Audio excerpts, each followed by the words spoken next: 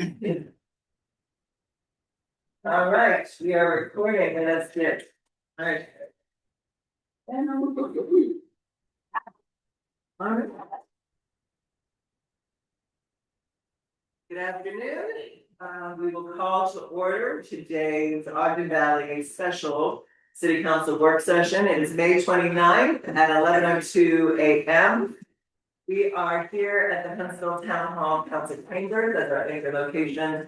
We are also available for electronic participation via Zoom. Doing a real quick roll call for the record. We've got Councilmember Hickman, Councilmember Shaw, Councilmember Hoagland, and Councilmember Dewing Baker here in present in attendance. I am Mayor Wampler and our reporter and IT director here as well. We're also joined by our finance director, and I believe our planning staff will be online as well. Fantastic. All right, everyone able to please stand for the pledge of allegiance. I pledge allegiance to the flag of the United States of America and to the republic for which it stands, one nation, under God, indivisible, with liberty and justice for all. We will follow that anonymously.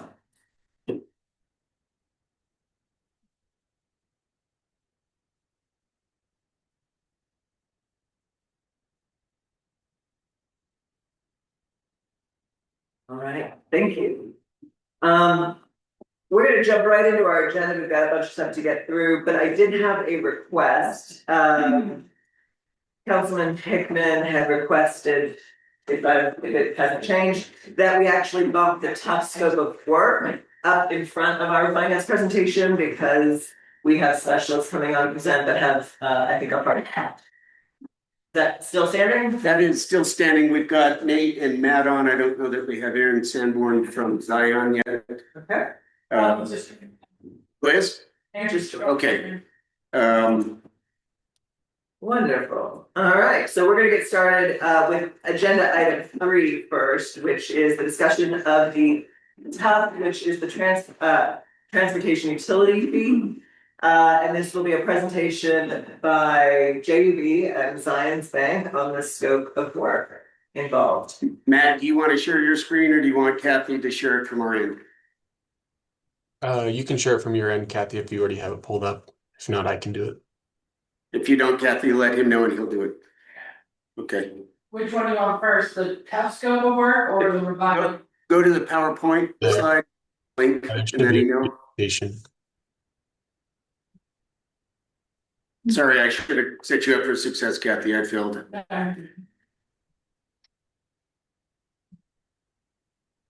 So while Kathy's bringing the slide deck up, everybody knows Matt. He's our deputy civil engineer, and Aaron Sanford will be on from Zions. What we're doing is we're giving a high-level overview for council and for audience on what the transportation utility fee process is. We've talked about whether or not to impose one or pursue imposing one under our budget, which we'll talk about. But Matt's going to go through here's who's involved and how we'll go about doing it. Matt, your slides are showing. I'm turning it over to you.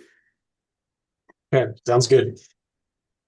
So yeah, we did talk with a number of you all a little bit ago about the transportation utility fee, and I think you all are at least fairly familiar with it, but we'll just kind of explain briefly an overview of what it is. So it's a fee dedicated to, sustainable funding of road maintenance, snow removal, and it's just in general transportation infrastructure and expenses. It distributes costs based on road usage instead of like if you do property, obviously you guys can't do that, but property tax increases or other methods. So the idea behind it is that the utility fee is proportional to the average daily trips generated for each parcel or specific land use. And then the rules that kind of dictate this, the House actually passed a bill in this last legislative session that kind of updated a bunch of the rules. So we will make sure that we follow those when we implement this transportation utility fee. So Matt, we got a question. This was something I was trying to figure out is, how is that applied to the residents then? You said it's based on an average of their daily trips, and it may be different for residential, commercial, I'm assuming. So is that just added to a line under?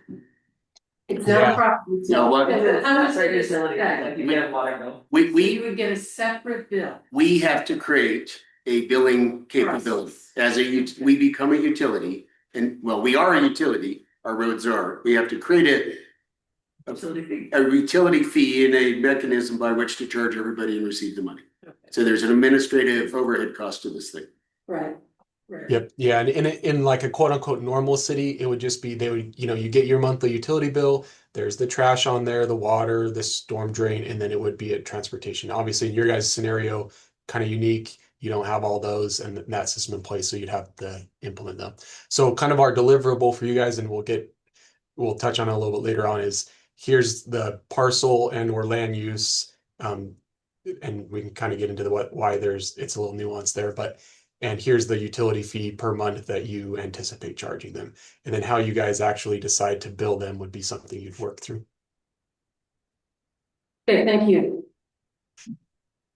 Sweet. Next slide. Next slide, please. Thanks. So step one, so like was mentioned, we're kind of teaming with Zions Bank on this. They have a lot of great experience at doing these, and we have worked with them before. And so the first step will be for Zions Bank to identify current revenue sources. So this pie chart is just meant to be more of a graphic. We don't know the answer, otherwise we wouldn't have to do this step, but they will do the work of figuring out what sources of revenue you have for road maintenance and general transportation infrastructure expenses.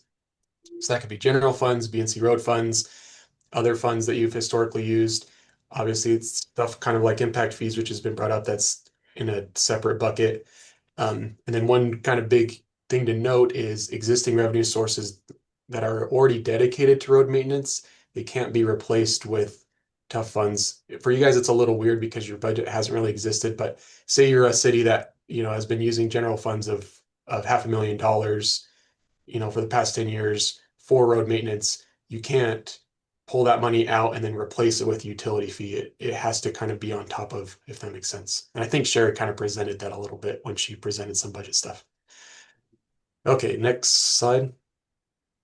Can I ask a Here's question? the question, Matt. Okay. Maybe you said this, but what are the other funds? Second bullet there. Yeah, and that could be every city's kind of unique, so we don't know exactly how the city is set up. So that would be Zions Bank will determine that when they do it. So I guess the short answer is I don't know. We just leave it in there as like every city has different funds that they use. And so Zions Bank will do that work to figure out exactly what money is available for road maintenance.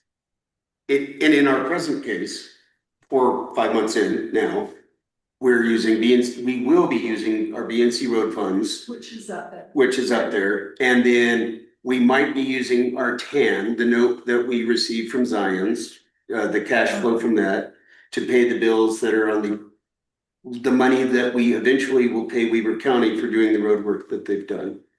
The other thing that, and Sherry will figure this all out, the other thing that we receive are sales tax revenue. So it'll be, those things is all that we've had available to pay for roads. We haven't even paid for roads yet because, so that's what they'll use to look at what we have done in our 5 months. Your transportation tax that you're getting right now too, that's about 10,000. Yeah, our property. Get a food, but so that comes from every time you fill your car with gas, the state has a tax, then they distribute that. It's the percentage of sales tax. Yeah. Order of 1%. And would that fit under other or? Yeah, so that. Okay. Yeah, Sherry's already done a lot of this work. It's just, we kind of have to finalize and make sure that this is, for sure what we want to consider as current revenue for the TUF. All right, next slide. So then step 2 is figuring out how much money you need to spend. And we kind of went through some of these details with the mayor and a couple council members, but briefly we'll explain that we are proposing to just recommend a budget, and that budget will be for, you know, you have this many miles of road, this is how much it costs to maintain those, and so here's the recommended budget. Other kind of options that, or ways that cities do it, is they'll go out and do a pavement condition survey with using various methods, and there's, you know, you can do it a more expensive one that's really nice and robust and super defensible. You could do kind of what you guys did, that we just kind of did it really quickly. With the timeline that you guys are facing, we are opting to not do a really robust pavement condition survey. And there's a number of reasons for that, but the short of it is just that the timeline doesn't really allow us to do that. And budget wise, we wanted to keep this as minimal as possible. So we are just going to essentially provide the city with a memo that says, based on Weber County Roads experience, data from similar cities, and general industry standards, here's how much budget you guys should be spending on roads based on how many miles of asphalt you have, asphalt roadways, dirt roads, trails, and then we'll get into some of the other stuff like I've listed there, some signage, striping, maintaining and replacing bridges, and then obviously also snow plowing is a large portion of that. We will work with Weber County to get a lot of this because they have historically done it and will potentially continue to do so. And then, yeah, the graphic there is just kind of showing this is a deterioration curve that we used for other cities. The gray line is kind of representing a road if you just pave it and then let it die per se. And then the green line is if you do preservation. Those little peaks are like if you do slurry seals or mill and overlays, that kind of prolongs that. So we will assume that you're doing these surface treatments and everything. So, you know, then a mile of road lasts this many years. And so how often do you need to do all those treatments on it? You come up with a total number for, you know, Ogden Valley City needs to spend a recommended $3 million, let's say, on roads a year. I just made up that number, but so then at the end of the day, we will take, here's how much you should be spending, here's how much you currently have. The difference between the two of those is what you could potentially cover with a transportation utility fee. Next slide. I'm just trying to see how it impacts our budget then. So we take what we spend now on roads. Will you say that last part again, Matt? We take what we have, we take our needs, and then this pays for the rest? And then potentially you cover all of it with the TUF. So the maximum TUF you could kind of implement would be that difference. So like, let's say, I'm just going to give numbers. These are not accurate, but I'm just giving you numbers so you can think about it. Let's say you currently have $1.5 million dedicated to road maintenance. You need 3 million. So the difference is 1.5. So your TUF could cover that 1.5, but that's the maximum TUF you could do. Whether you all want to actually do that, that will be up to you. And we'll kind of get into that. That's this next step of, you know, like how much do you want to actually charge a residential property per month for this utility fee? Maybe you all say, well, technically the book says we need 1.5 million. We feel comfortable with a $10 utility fee, which gets us, you know, 1.1 million, and we're just going to deal with the 400,000 difference. And in other ways, or just not, you know, maintain our roads maybe to quite as high of a standard. Okay, thank you. So that will be, at the end of the day, that will be at your all's discretion on what utility fee you actually want to implement. But we're kind of giving you the maximum, very similar to the IFFP, that we give you the maximum and then you decide what you want to do. Okay, so step 3 is trip generation and fee assignment. So we will compile parcel and land use data, property and structure data, and then we will assign average daily trips to all residential parcels. Those ones are kind of easier to do. We just assume every residential parcel generates this many trips on a daily basis, and so then you assign a fee to them. Then the commercial and institutional properties is where it gets a lot more nuanced and a little bit more difficult. So a lot of the institutional parcels, will go through like the House bill and they kind of dictate some of these things of, like maybe schools or hospitals, churches, those types of things. Some of them can't have a utility, some of them can. So those ones will work through, and then the commercial properties are a little bit more difficult. I put a screenshot up here of this is actually the Valley Market. So what we would do is we would get into the information on the property. We'd see how many square feet that the Valley Market has, for example. And then the trip generation manual says, okay, a grocery store has this many trips per day based on square feet, and then you calculate how many trips are based on it being a grocery store and how big it is. So you have to do that individually for every commercial property to, like have the backing so that when you go and charge Valley Market, X number of dollars a month, you have the justification for doing so. You got a question? Go ahead. So just for clarification on my part, are you charging individuals on the square footage of their home? No. Yeah, that would be too much work to go through every house. So you just do a flat, like whatever it might be, $8 for every single family house. And then just for the commercial and institutional, you get into the weeds on. Okay, thank you. But you do, if a house has more than one parcel, there's some work to Yes. charge to get it to the right owner. Yes. So that will be something we'll have to work through a little bit. Some of the other cities have done like water services.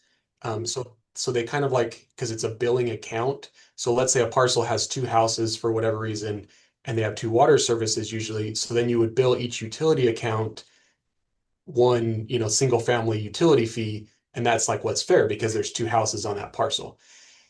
You all don't have that. So that's something we'll have to look at of like, do we divide the parcel because there's actually two houses and they're generating twice the number of trips? But then how would you actually bill that? So definitely something that we'll have to get into and figure out how to do. Particularly since we're dealing with the question of ADUs Yeah, in this. that's about to explode. Yeah. But at the end of the day, we want to try and be fair and say, well, yes, this is what we estimate your trips on a daily basis are based on how you're using your property. And so this is the corresponding utility fee. And who has teenage drivers? Yes, I just wanted to point out, there's some complications with this. I mean, Yes. it's not the easiest to implement, and it is what we have been. Yep. Yeah. And you can imagine too, like assigning the trips for the ski resort, that'll be a big deal, and trying to do that accurately, so it does get a little bit complicated when you get into some of these commercial properties and all the different nuances of it.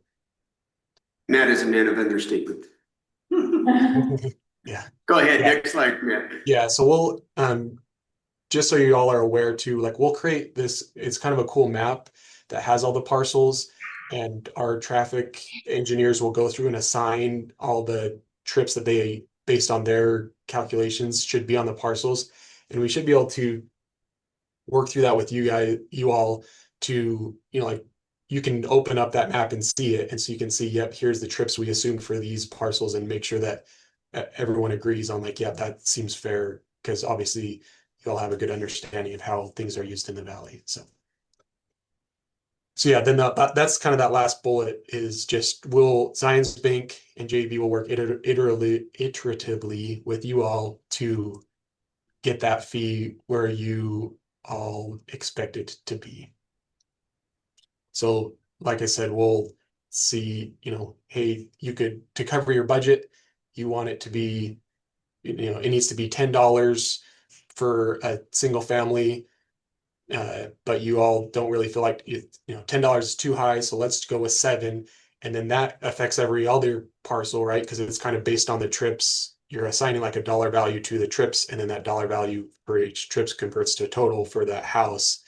So we'll kind of iteratively go through that, and Zions Bank will set up a spreadsheet that has, here's all the parcels, here's the trips we assigned, and then based on what you guys want to charge for a utility fee, here's the total dollar value that you'll be collecting on a monthly basis. We have a question, Matt. No, he answered it. Oh, okay. We have another question, Matt. Monthly basis. As long as you said monthly, one of the burdens of this administratively is the billing, it's burden of cost. Do you happen to know, and can you research, can we bill quarterly or periodically to reduce that cost? That is a great question, and I'll note that down that we can look into that, because normally it would be easier to do a monthly bill if you had monthly bills, but if this is the only bill you're sending out, then it might be better to do some type of quarterly bill. The only kind of caution with that is it is way easier for a home to budget assuming a monthly bill. You know, like most people like to get a monthly bill. They don't want to bill every quarter. It's kind of hard to plan on. So something certainly we can work through that with you all, but in general, the standard is just to do a monthly bill because then everybody kind of expects it. And this might be a question, I don't know if it's for Zions, right, but in general, is there, when you do these things, are you able to incentivize, like, could you have all these costs out, laid out and everything, and then say, but if you wanna pay the whole year up front, we can give you X discount, or is it because we're a government, it's just the cost of the cost and we can't play around with that? No, Aaron, do you know? It's a great question. I don't know if there's anything specifically that prohibits a city from offering something like that. I know there's nothing in the code language that I can off the top of my head remember that would restrict you from doing that. I have not seen that as far as any of the transportation utility fees done that way. That's something that we've seen more with, for example, water rates, where, hey, if you are doing certain things to conserve and things like that, then you're going to get a discount or things of that nature. But we can certainly explore that as well. Obviously, that results in less revenue coming to the city to go to put towards roads. But certainly, we can explore that through the process. Less revenue, but also potentially, if lots of people buy into it, potentially less expense, so.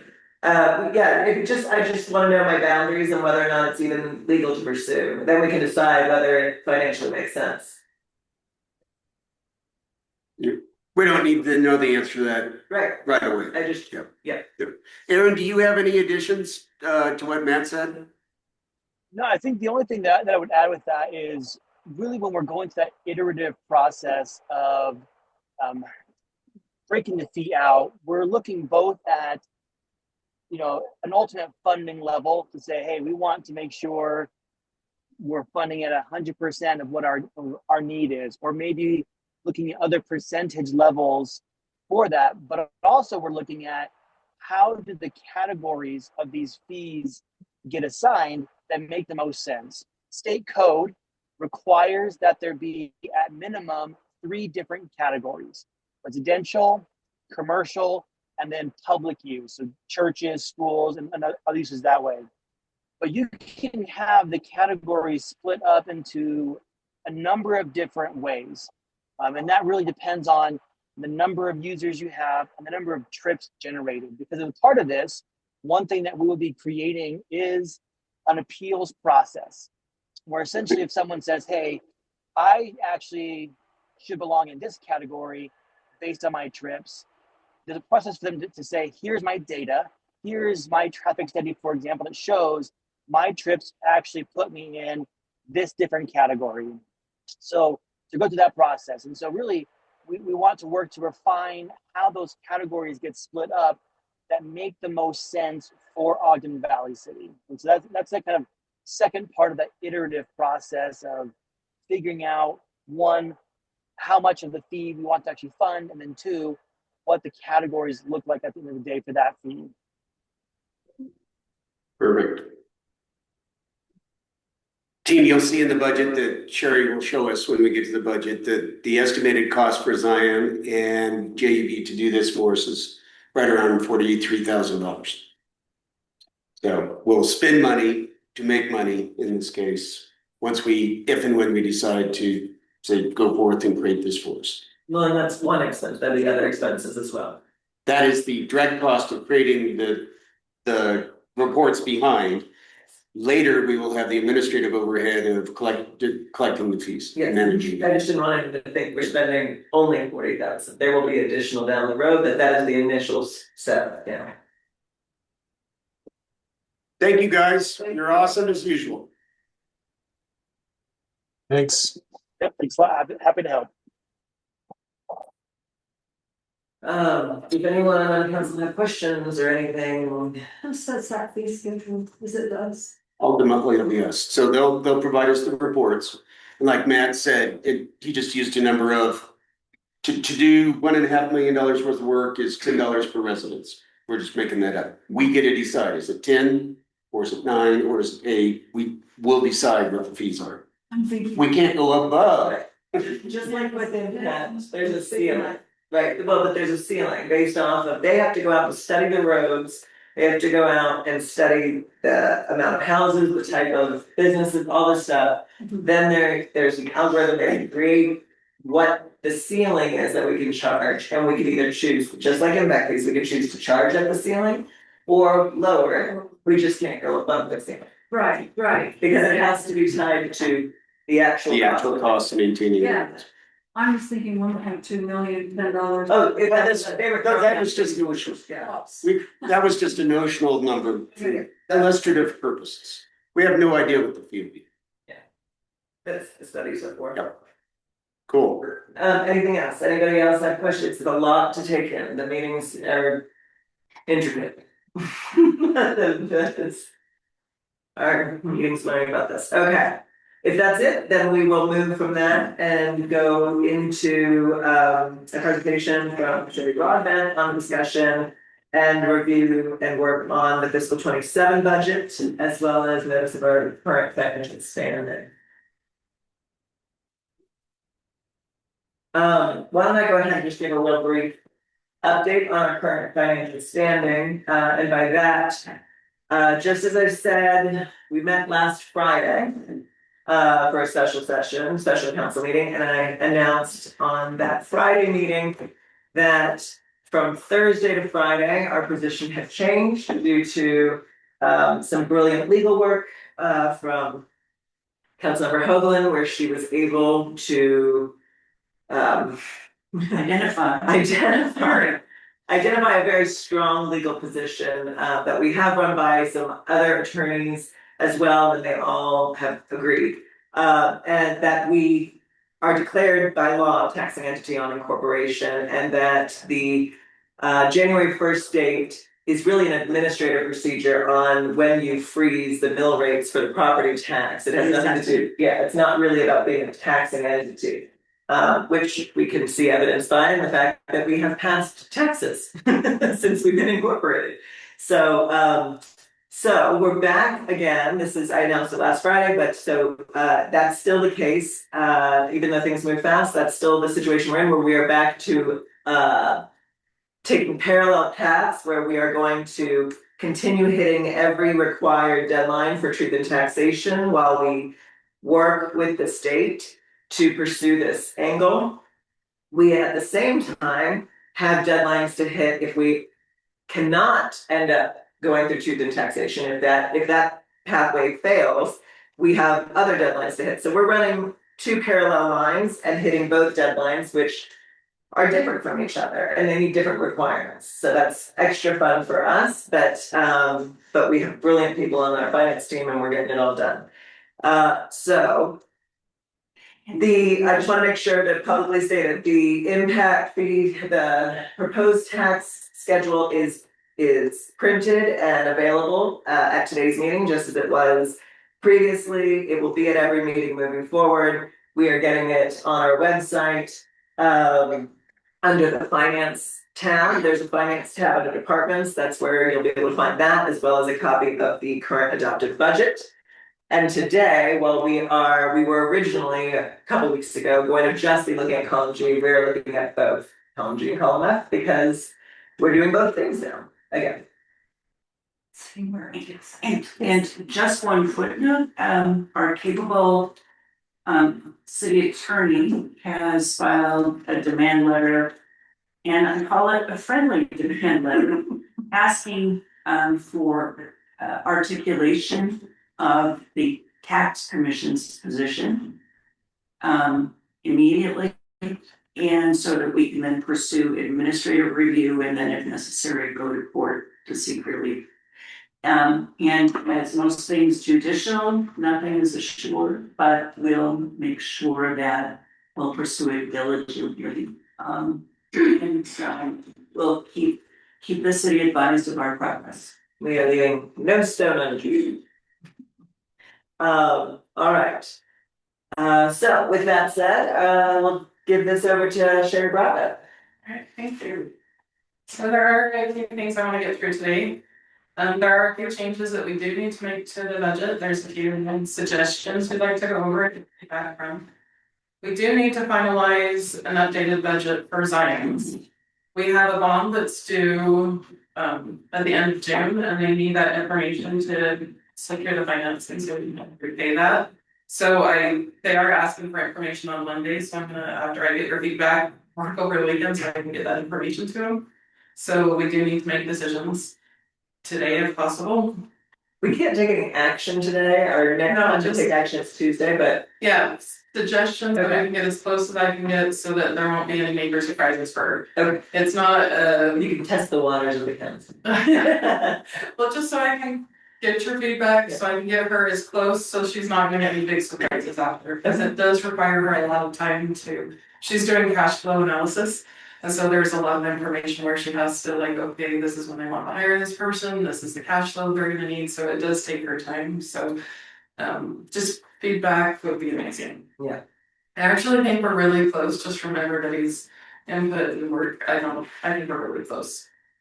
And I would, if you guys have questions, I would love to be able to get that information to you too, so you have more time to go over it. There was a request to learn more about the TAM and how it works. I found out that its use is for temporary operating cash flow needs during a fiscal year. There's limitations that are put in place by the state.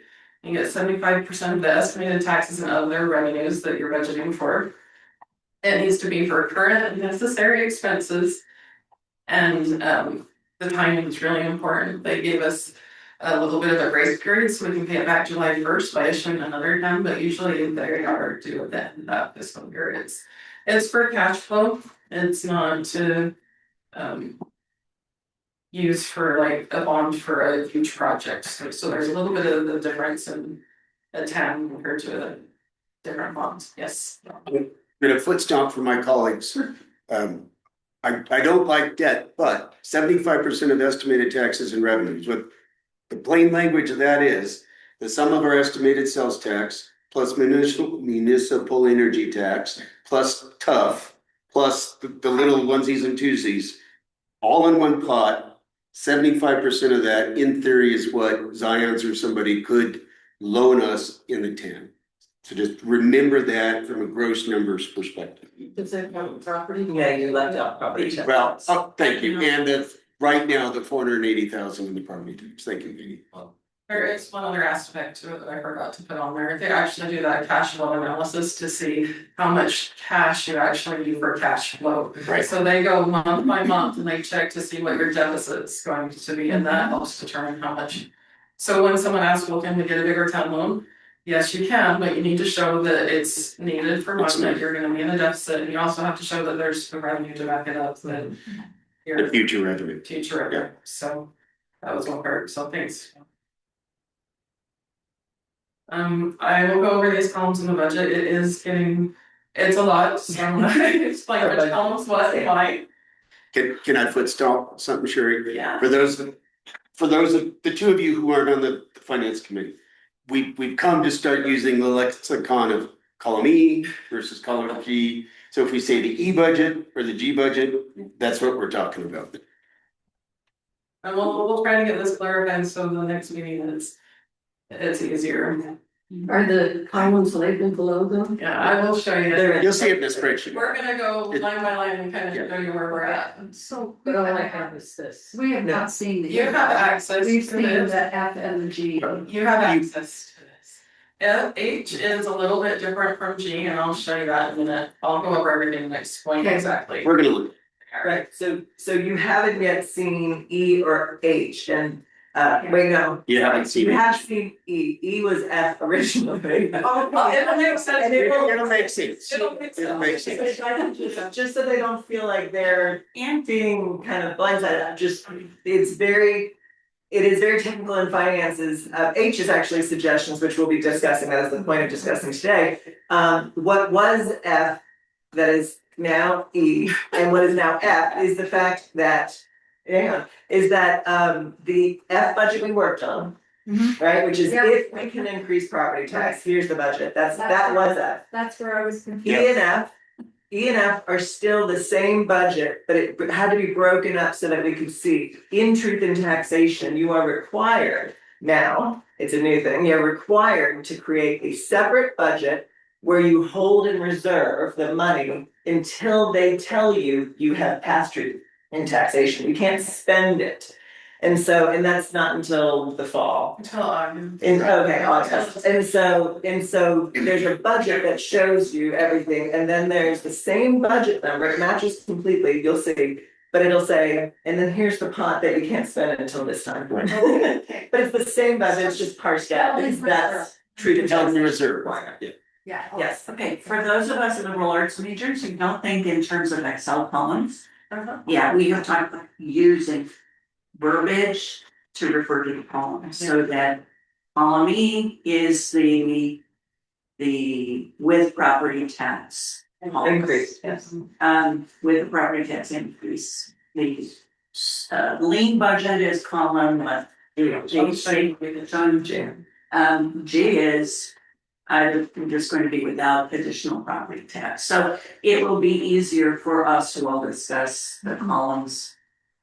And hopefully for folks to understand as well.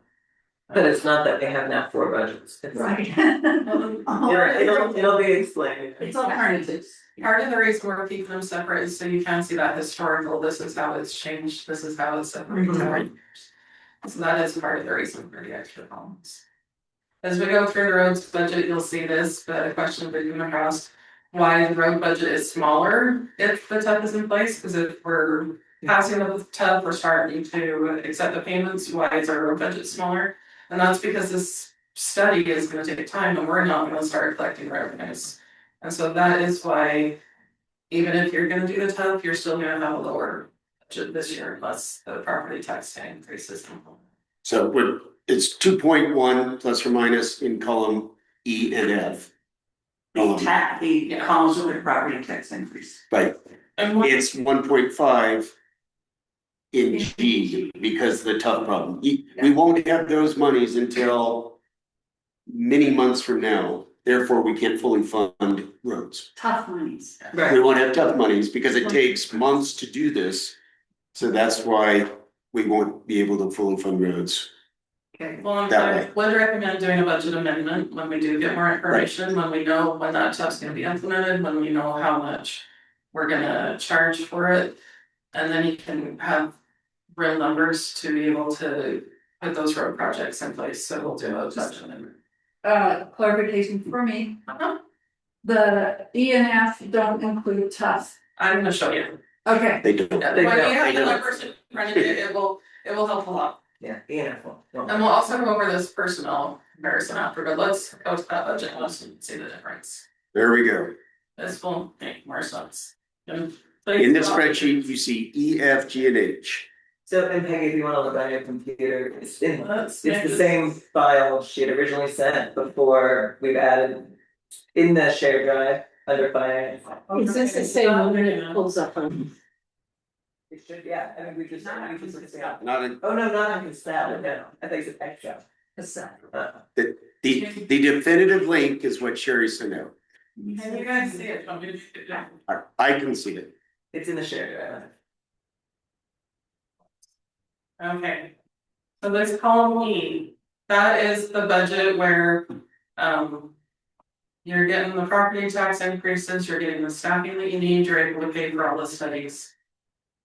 Column F, that's what you approved at the meeting, and why this looks different is you can see right here.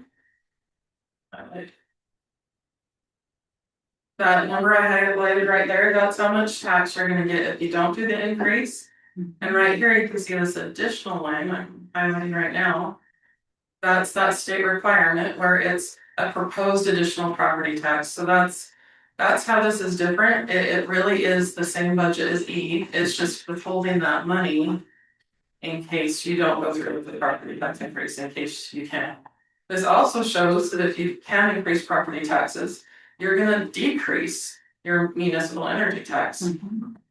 And so this budget column. Column F right here is really, I think it's transparent, it shows. It shows both, it shows your big budget and it also shows the restricted.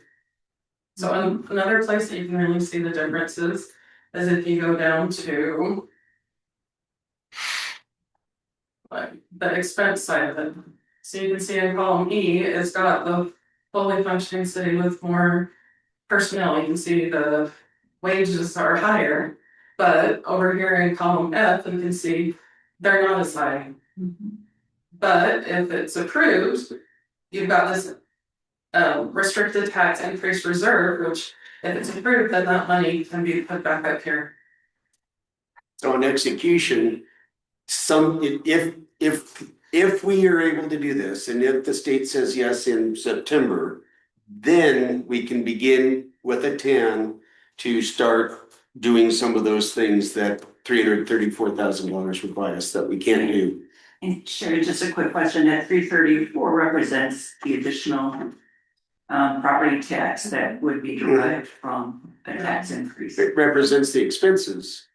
All these items in yellow are ones that are reduced if you don't get the tax increase. So all these items in yellow will add up to the green number in the second column. Again, the green is the pot, Restricted. additional property tax that might be available. Okay, thank you. Well, and then if you look, column F is really similar to column G. It just does not have the proposed additional amounts in it, so it's fully stripped down. We aren't, if you don't get the tax increase at all. So that is the difference between E and G. F is really a combination of E and G put together. How come the property tax is different, Sharon, in E, Which one? Between E and what?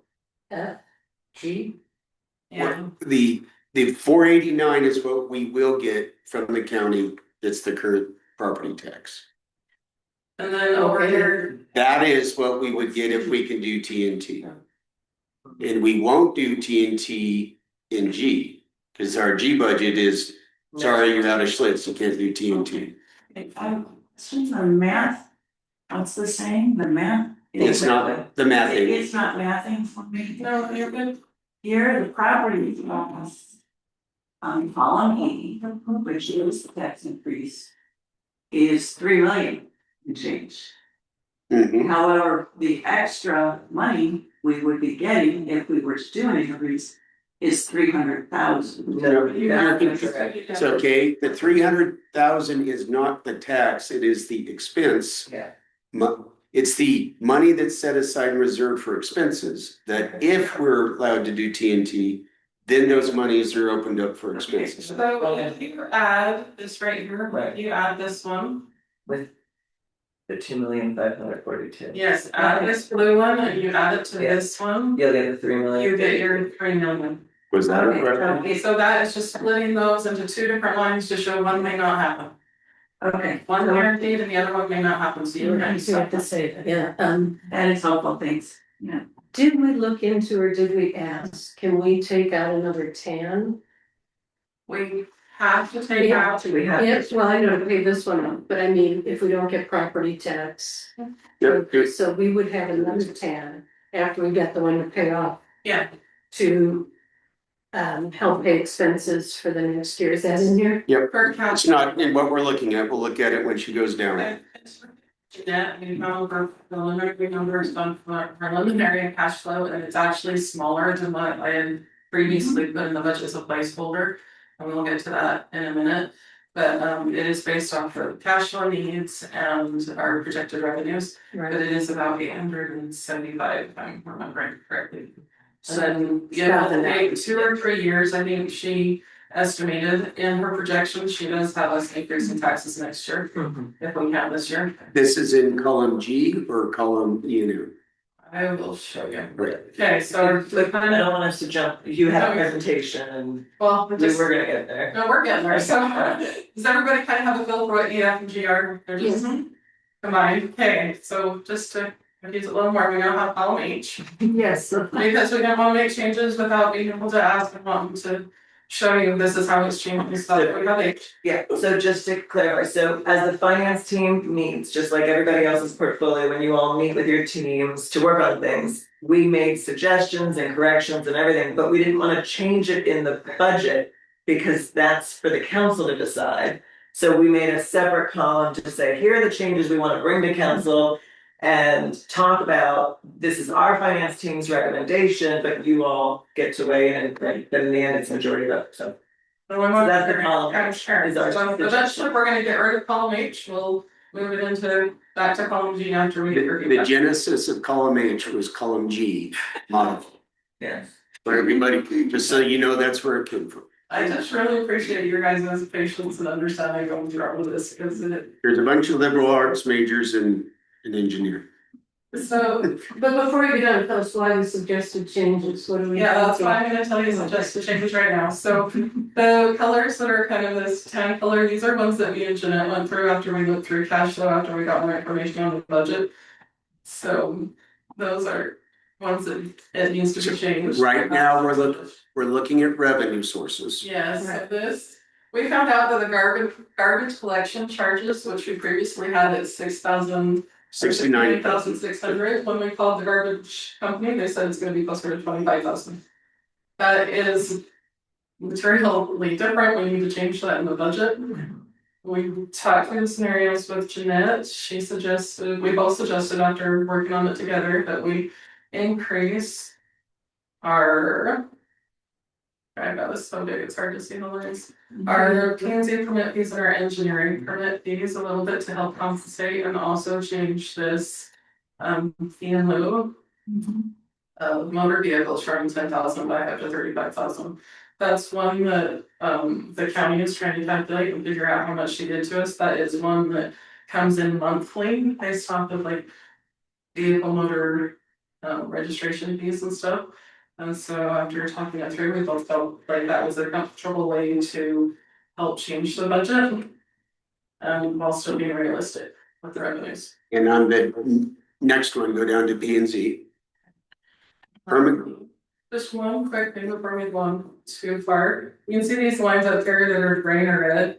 If the budget balances or you have extra money, it's gonna be green. If you're in the hole and it's not balancing, it's gonna be this pink color. So that 23,900 represents we'll need to decrease expenses somewhere from the suggestions we had, or we'll need to increase the revenue estimate.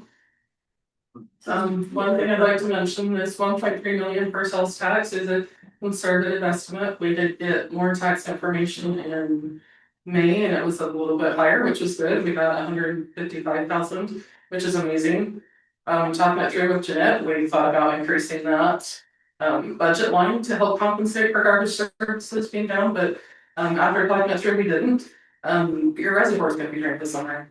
Well, not drained, their parking is closed, and so the amount of tourists coming up, we can expect businesses to take a hit this summer. So your sales tax will be down. Right. We didn't wanna overestimate sales tax, because this is a number that's gonna go through your cash flow. It's gonna make a huge difference, so we didn't want to overestimate that number. So that is why we chose to do the lines that we did to increase to offset that. But that is an option that you could increase sales tax minimally if you wanted to make some of the changes for this. But that's how we came up with that line. just stop right there. So you're gonna see on Monday, the an updated building permit, excavation permit, development application fee schedule submitted by JUB to us, and I'll get it, I probably have it in my email now, but. So there'll be a slight modification to our fee schedule that we'll look at on Monday and hopefully vote on Tuesday. So that is the big change that we need to do. It's another big change that I'll need to switch over is previously I had 1.3 1 million for town, and after going through the cash flow analysis, Jeanette had it at 875. So Sherry, before you leave that, explain what that 875 is and is not. Okay, so part of it is to pay back the previous town, so that's about 200,000 to pay off the previous one. And the rest is just for cash flow, it's not to go into debt, it's just so, cause a lot of expenses come monthly, but you don't get property tax until December. A lot of expenses are in the first of the year, so that is just for cash flow, to make it through the year. What was the previous ten? Was it 200? Yeah, about 200, I picked up that. We do have our first installment of some big bills. So, that 875 will get eaten up. Yeah, and she did show a negative cash flow for July, a very large one. And I'll have you go over those projections too, just to make sure we're on, this business, so there's going to be right. So, and this number is gonna change after she gets back our feedback, but it shouldn't change. Yeah. Sherry, if this is, this is revenue side. Yeah, You also mentioned there was a big change in the law enforcement, Mm-hmm. and that's so it's coming up. Yeah, and that's something you guys can choose to move to a different area, and we can kind of show you what we're suggesting, that you could put the money somewhere else to reduce some of it. So just look at column 67 or row 67. That is the revenue difference between E, F, G, and H.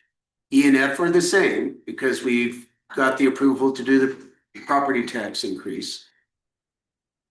G assumes it tough. What happened with H? Why is it different, Sherry? It's Because of the difference in the 10. Right. And it's just cash flow, it doesn't change the amount of money that you can spend, it's just one for cash flow, so when thinking about the budget, I would just, take that out of your head, cause it's literally just so that you can cut checks without bouncing. That's not a good And thing. then we have to pay it back. Yeah, Okay, thanks, Sherry. and again, so grading are the items that the finance committee would like to consider changing. In the travel education and training, that is the line where travel reimbursements for going to training, just for reimbursements for that have been approved. That includes all of our travel Right. that we approved to do way back when, January or February. I don't know that any of us have actually done a travel voucher yet. So this is, Or it's for mileage. what I wanna point out here, why it's such a big jump up was because back when we were slashing dramatically, I think in general, we were looking at that and seeing it as it was described, education and training. And we were saying, okay, I guess we won't go to the league's, conference that, would cost money to go to and all the other things. We'll just keep it really, really lean. What we weren't thinking at the time, and then we realized we needed to fix, was we've passed an ordinance that says our staff as well as council can get their mileage reimbursed for the work that they're doing. None of us as of yet have turned in a T&E report, a mileage report, but they're coming. Everyone's allowed to, and I know in particular, my job has me drive down to Salt Lake. And I spend at least half a week every week down in the Weber County various places. So it's all my expense that I'm paying in to do the job. And so at some point there will be expenses, and $2,000 is not gonna work. I submitted one because I thought that's what we did after the last one that were. You're supposed to, or you're Yeah, welcome to, so- just people have. But I didn't follow up on it, I submitted it and it's sitting there, but because part of what I said is when we have money, that's. Sure, well, so we have to adjust the line item in the budget to reflect that, understand. That's probably not even enough, but It we just probably- pulled that number out of there. It's better than 2 because we'd spend 2 in a heartbeat. We've sent it to, yeah, really easily. Well, it's good to know we're going to, because when we're just holding on to them for so long that we don't know how much they are gonna be, so This is it's true. good to know how much it's gonna be, so. Right, and there's a form Diane sent out, or somebody did that, I thought we were supposed to. Yeah, just a quick thought, if people have been keeping track, maybe they can give not bill it to the city yet, but just give it to the finance team for a better estimate? That's a good idea. What if you haven't been keeping track? Well, then you need to start. A way to do it to you is every one of these city council meetings and your time over in the office times back and forth equals X. It's all I did for you. And that I can give you actually, because I have all of our monthly office hours, I know who was when and. Yeah, that's the simple thing. Great. Yeah. I haven't done it either. I'm just, So another one that would. Needs to be so focused. Peggy, we looked at that and that 32 represents 15 hours. So we No, no. plus two, Oh, yes. yeah, 32 represents 15 hours per week. Yes, and So- that's not really enough for what we're on. No, So we can start there. But well, understand that what's in column G, what we approved, is actually 12 hours. Yeah. It's 26,000. Yeah. So in the finance team meetings, I've gone through every line item, and I was like, I remember talking to you and Don about it, and you had said, oh, we budgeted for 15, I'm going, no, we didn't. Yes. It's 12, so if we want the 15, we've got to raise it. Yeah. We suggest moving it up by 6,000. You can see in column F and E, it's 45. Or 40, E, it's it's 45, F, it would be 45 if we get the permission. to So do it's 45 there, so we, everybody should be aware, column F and E, which is the same thing. Is not an ideal situation, it's not what we wanna have happen, we created a bare bones and just to raise property taxes to pay bills, that's it, it's not because we're like, oh, and then in a perfect world, we're also gonna do all these things. It is a bare bones budget for F and E, which is basically the same budget. G is the hair was on fire, we're just cutting everywhere to try to balance the budget without being able to raise revenue. It's the lean. Yeah, well, they're both lean, but one is starving, and so. it. There you go. So when you say 15 is an ideal, by no means ideal, but even with 15, we've got to raise it from the 12. That's how we ended up there. And then Sherry can talk to that. Yeah, Jeanette did mention the interest rates are going higher, so the interest may be higher than what's expected, so. Okay. We'll get more information on that. We don't control that. Could you just say line by line, like? Like line number. Row number, Yeah, so row number 93 and 94 is your the bond amount, or before I had a 1.1 million, Right. now it's 875. Your row 94, your interest, that one may go up. It's just based off of preliminary numbers. Now by bond. That's the 10. the 10. The 10. And Okay. row 107 is police services, this is where we saved some money. It went from 995 to 868,000. So preliminary, we threw the extra money in the roads, because the roads was so much smaller than what was needed, but we could take some of that and help balance the budget where it's 23,900 in the hole with the suggested changes. So just, Yeah, where did that come from? I can explain. A quick question, yeah, what was the cause of the police or sheriff reduction? Is that the question? That's Okay, fine. that's what I'm gonna explain. So I've been attending these meetings since December. And we've been working on contract city budgets with the county and the sheriff's office since the county works the sheriff's budget. And we have had a number of different estimations of what it's going to cost in fiscal 27 for all the contract cities. The latest iteration, there's been a bunch of changes, but the latest iteration, came down a little bit, came down a bit, and then from there, and that's funny money, it's not, we're not saving something, we're actually, the county is paying for something that the contract cities had previously been paying for that they weren't supposed to, and so we're getting a discount, but I wouldn't call it a discount, we're just not, and we're no longer having to pay something that we haven't paid it at all, being that we weren't a city, but the other cities. But beyond that, the other part of the difference is having gone in and changed the population number that they were estimating for us, they had about 100, or not 100, almost 1,000, about 800 extra people in there for us. And so by doing some financial auditing and making sure that they are using the proper tax assessed population number, that helped drop our number down as well.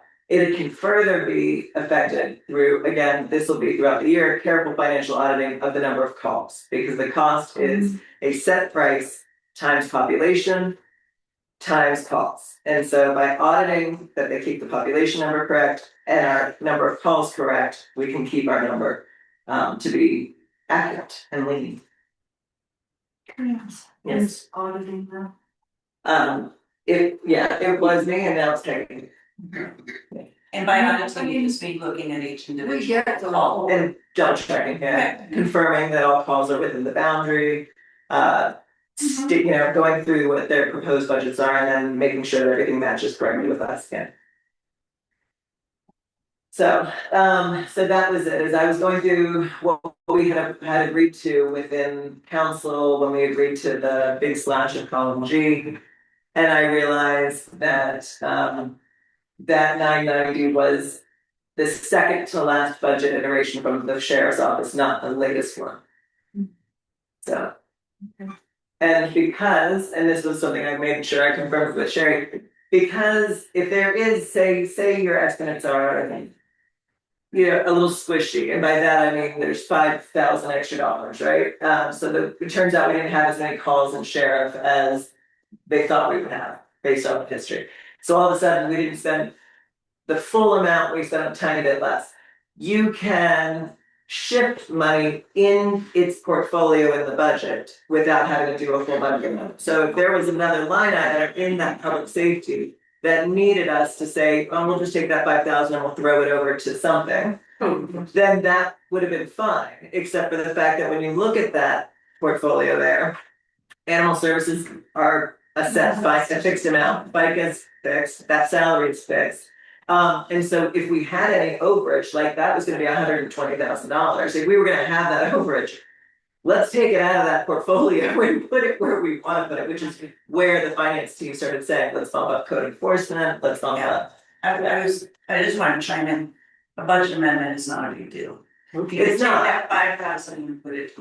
It's not, but it does have a procedure to it, and I have hearings and whatnot, so Sure. I wanted to make sure that we were keeping our budget as accurate as possible. Like, for example, you take that extra and put it into We did. 5,000. We in column H broke it up, we as the finance team broke it up and made suggestions, which is what we're bringing to council to say, how do you feel about our suggestion?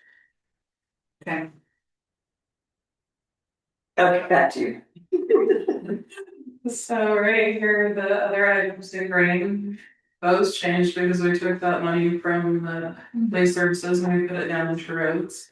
We, to make the changes above for code enforcement and for the mileage, we can take that and decrease it a little bit. It'll still be higher than it previously was. We did put the majority in roads, if I'm not mistaken, and the reason for that is if you'll remember when we really took the scalpel to G, especially at the end of that hour, where we just started saying, cut everything by another. 10%. Yeah, problem with that is we get a good snow year, which hopefully we will for our businesses and our sales tax. We're now about health, safety and wellness, we've got to plow roads, we have an obligation to do so. So if we don't want to. It still isn't going to do all the projects we need to do, but we have got to have enough money to get the snow off the ground. Just be clear, that number of $1.5 million basically means we don't do any road maintenance. Right, zero maintenance, just pick up the. Potholes and move snow. Well, it says dependent on having that transportation utility fee in Right. place for about 8 months to get the funding to be able to do Yeah, it.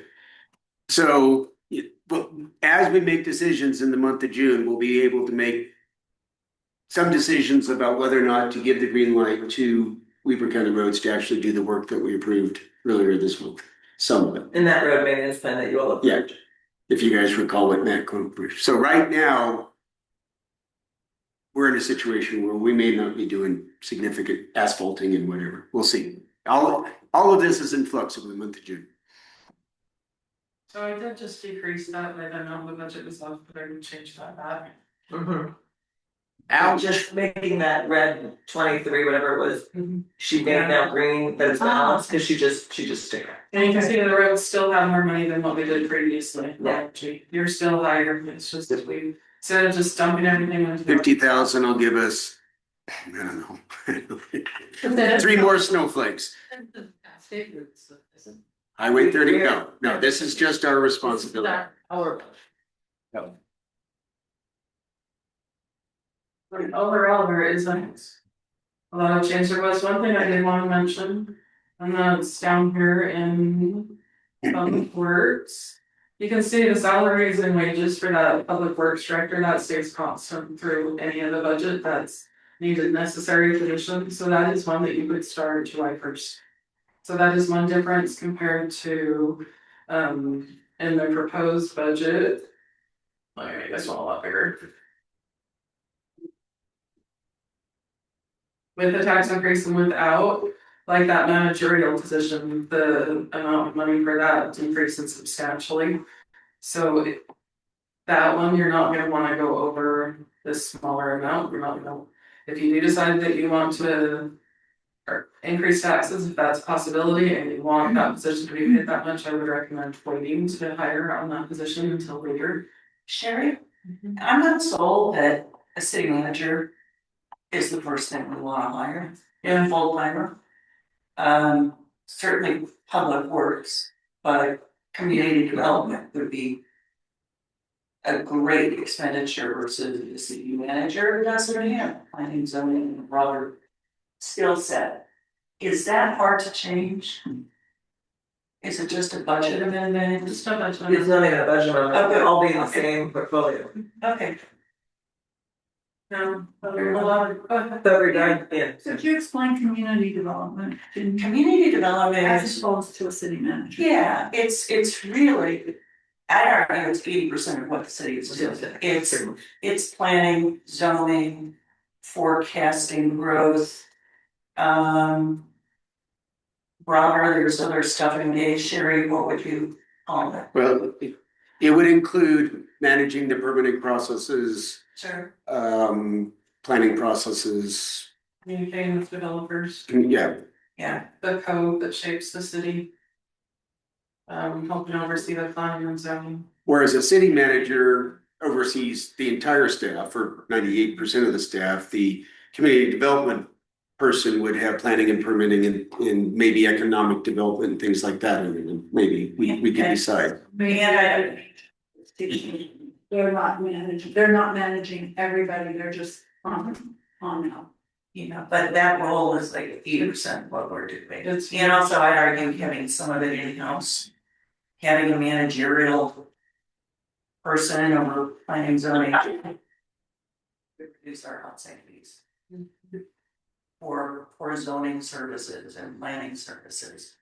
Like Whereas- in-house, like JUB or something like that. Have an employee. Yeah, having an employee that we pay for consistently and is in our budget allows us to reduce the fees we would get from an external firm, JUB, Brian, whomever who's doing it. Whereas I would argue city manager doesn't need the skill set.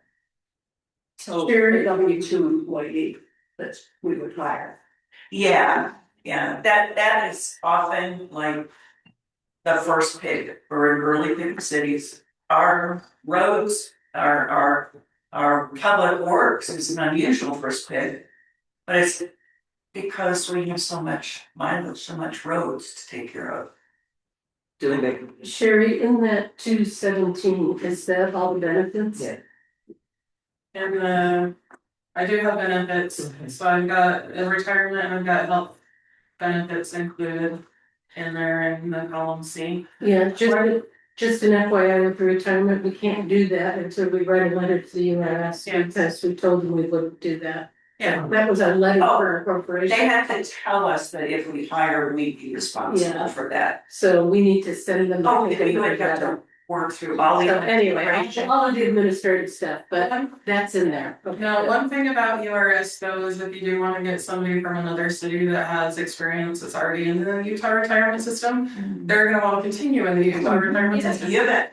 Part of what they get is dependent on how many years they're in the system. So although it does cost extra money, that is one thing, just recruitment wise, when you're going through, do we just want people to be 1099 or do we want to be employees and have retirement? It is just how big of a pool, how many people you can get in that selection. It is more expensive, but there's also that experience that comes from getting somebody that's working in the city. Cities are unique. But it's in there, yes, good. Yeah, so it is, the numbers seem really big, but when you compare it to someone else's wage, you usually just get their wage, and you don't see all their benefits stacked onto. So it does off ice sometimes to people, a little bit of a shock value, but that is just because, normally when you're comparing it just as somebody's take home pay. So that's just something to, have in the back of your head that this does include, like the FICA that the city would pay for an employee also, so. Good. Sherry, I just got to this. I can see it in front of me. So we were discussing managerial position, city manager or full-time mayor, it says. But what Kay proposed instead was a Community development. community development. And I'm just looking In that at position, shifting the hires where's from our one thing to the community? other. I don't see it's a- community. There's It's a not- change, I think she's saying- there's a couple of needs. She may wanna switch out the role. Yeah. Verbiage is different, but like a planning director, community development director. All different names for that. There was one in the original budget with the tax increase. It just is telling us we have flexibility and we're gonna look at organizational structure in an upcoming meeting. A facilitated roles and responsibilities and work structure meeting. And that's one of the things we'll want to be able to talk about. Well, that's one thing too, in the stripped down version, you can see I have a bunch of gray lines, and then all of a sudden you see a thing that says administrative support split TBD to be determined, because we went from all of these roles are important. We wanna hire a full-time to, okay, it's stripped down, we don't have enough, what does it look like? You're gonna need somebody to help with building, if you're doing a Yeah. tough, that was one we hadn't thought about at the time. So I kind of just got it in a pot right now because it is gonna take time to decide, okay. Which volunteers can still keep volunteering for how long? How can we split it? Do we want to do the 1099? You know, so that's why I did it the way I did it, but if you, after you guys have that meeting, maybe you'll have more of an idea of how you wanna split, but. This is what I wanted to put in the budget book, if you guys are okay with that, is. Presented this way where we're still figuring it out, we've got an idea, we've set aside money for it, but I think there's really a lot of conversations you guys are gonna have to have. I'm getting that managerial position, having them help decide too. Well, that's, Yeah, takes a lot of that, yes. One more position to add to the pot. We just passed a resolution that includes a planning commission administrator. The land use authority, it's basically, it's Brian. So, okay, so it's, So it's the same as a planning director. okay. But it was, That would actually be the community development person. It depends. But if we don't get a community development person, it would be. It just depends. If you're- Sean Wilkins is the community development Yeah. director and he's not the land use authority. So, yeah, The resolution we passed is specific for the land use authority slash planning administrator. doing the agendas for planning Right. commission and setting up their. it's just a rose by another name, it's the planning director in budget. Okay. Yeah. so if you guys are kind of okay with some of the changes we've talked about, I can just kind of, go ahead. For the public works, guy or gal, remind me, is there a vehicle plugged in at some point for them to drive around? I actually think I may have forgot to put that in. Gotta have a truck. You do. Well, at a minimum reimbursement for all their costs. Just put it in there. Yeah, there we go. Hey, look, I remember. That's just that, I thought we talked about it. Yeah. I just want to call that. Is that enough So money? I've got 6,000 plus the 3,000 for the fuel. So that's reimbursement, that's not purchasing a vehicle.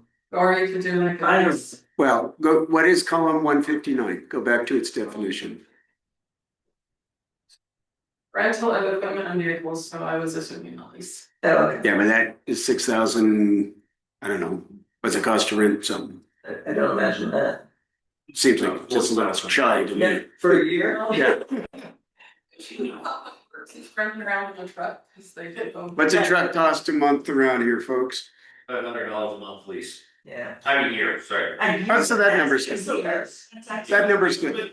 So government doesn't pay what normal public pays. All right, so that number's good. That number's good. Okay, cool, thank you. Wow. So yes, I do have, so go back to Public Works, since we got sideways into That's- personnel, which is good, we need it to be. Are we? So go down, please. Okay, just trying to make sure you can see them. What lines are you? Which lines you Right, want? she's squishing around here, and she's done squishing. That's great. Okay, which one? Go down. Okay, stop there. So that huge risk we're taking, which is row 166, is the biggest risk we're taking. That is doing all the studies related to our storm water system. And I'm not asking Sherry to do it, but if she were to go to the engineering detailed budget, I made must do and should do's, and that's taking out all the should do's. So we're moving all this work to the future that we really need to do now, but if we don't have the money, we don't have the money, we can't do it. So just know that we're gonna have, we're gonna have this person hired, which is why I think it's so important to hire this person. But I'm not gonna have engineers to run up there into Nordic Valley or to Eden Crossing, I'm picking on him a little bit, or to the storm drains that end daylight in the middle of nowhere. We're not gonna have that because we can't afford it. So that's just the risk we're taking in this budget. Now, as things get going and availability to get a higher TAN, depending on what happens, then we can consider modifying budget, maybe take out additional TAN to cover some cash flow into that and do some of that work. Just wanted everybody to understand the risk we're taking. Roads aren't gonna get maintained and studies aren't gonna get done. And studies are necessary to get grant money, so when people say, oh, forget it, Yeah. I'm gonna get grant money, well, you have to have the studies. We have to have these studies to get the grant, so that's our risk. Well, and also you could say that work hasn't been done yet. So, but we can see the results of that. Right? The stormwater study that you would want to do and the work that you want to do. Oh, you'll see mud in the rivers. Well, I'm just saying. Some of that work has not been done previously, but it's an urgent need Mhm. for the new city to do that. Well, that's why column F and E and F have the fully, the minimum necessary, not the starvation. Starvation is such to be us, we're not doing this stuff until the future. And I'm just clarifying. No, F was 217. Just to clarify, that is maintaining 45. the status quo. It's such. It isn't, it's accepting the status quo. Yeah. And Yes. not the steps to improve it or set us up for future. Yes, we agree. We're in violent agreement. Good. It's G, that is. Can I make just one comment about stormwater? Just, you can't push some of those studies onto the developers, you realize. Just so you know. Yeah, well, in future developments, are you offering for us to go back to in your current development to push that I'm along? offering to give all the studies that have already been done. Right, yeah, we do have access to those studies. It is doing other studies that we need to do and spending the staff time to take the studies that we pursued and putting them into useful information for us. Would it be helpful for us to know what studies developers out there may have? We do have all that, But but it costs staff time to do something with the studies that they've done. That 838,000 in column F includes staff time to do all this work. We're not gonna have the staff time to do it in column G because we can't afford it. Okay, I just pointing that out. If we get additional money, you guys are gonna hear me arguing for some money into engineering, into programs. Glenn knows this. One thing real quick, I would separate your rental of equipment slash vehicles and do rental of equipment on a separate line item. Because that's not gonna cover if you have to do an emergency rental or something like that. You're looking at just a vehicle and a smaller vehicle. Yeah, don't- So. So let me jump in on that, Glenn. Okay.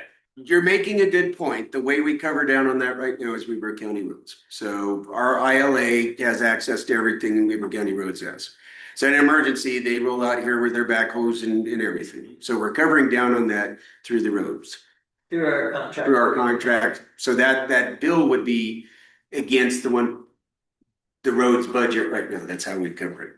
But for my notes though, you were saying separating the rentals from, But you're talking about emergency rental of a backhoe and a. If you want like down here, it says weed control or something like that, you need to rent something to go along the trails or something like that.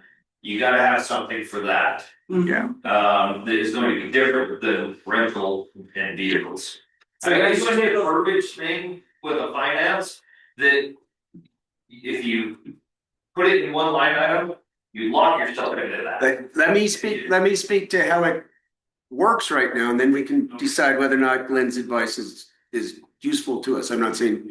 No, I. Trails maintenance right now. Trails maintenance right now is being done under contract with Weber County using their equipment. Weeds maintenance right now is being done by Weber County using their equipment. And that's the intent for fiscal 27. Assuming we keep the ILA That's what I was gonna ask, how long is the island? through 27. Mhm. I wanted to take the note of the suggestion, that's, Okay, I'm aware of it. I like splitting that out quite candidly, the more granular. The better it is, easier it is. Councilman Dick say now, like how we did it. to Glenn's point, we need to be able to do it. I'm telling you guys how we're doing it. If we want to have a separate line item for rental of equipment, let's do one. It's a good. But If you don't have employees that are actually gonna run it, and Okay, it's so- going to like another Yeah. professional services, or they're contracted to a different line right now, because you don't have a public works guy, that's gonna just go right. and it doesn't matter in the context because we can move all the money around by budget amendments later. But I can create as many lines as you want, there's actually a whole lot of other accounts that have already been created that we're just not using yet because you are so small, but we do have some other. They're pretty right. I'm done with the analysis on my budget. Go to somebody else's budget. Which budget do we wanna look at next? Can we look at legal? I think we should have 5 line items for legal. It's, Well, So maybe Okay. it's split right now, so I've got part of it, and this is kind of split it according to their time, but if some funds are restricted, you wanna make sure that you're kind of documenting where the use is. I would love to know the aggregate amount, because they generally will come in on one or two bills, but one of those may be spread out across some. Yes, I shrink it for you, so I can have it look for you. What's the line number? So line 80, so you got, Got it. you got 63,000 right now.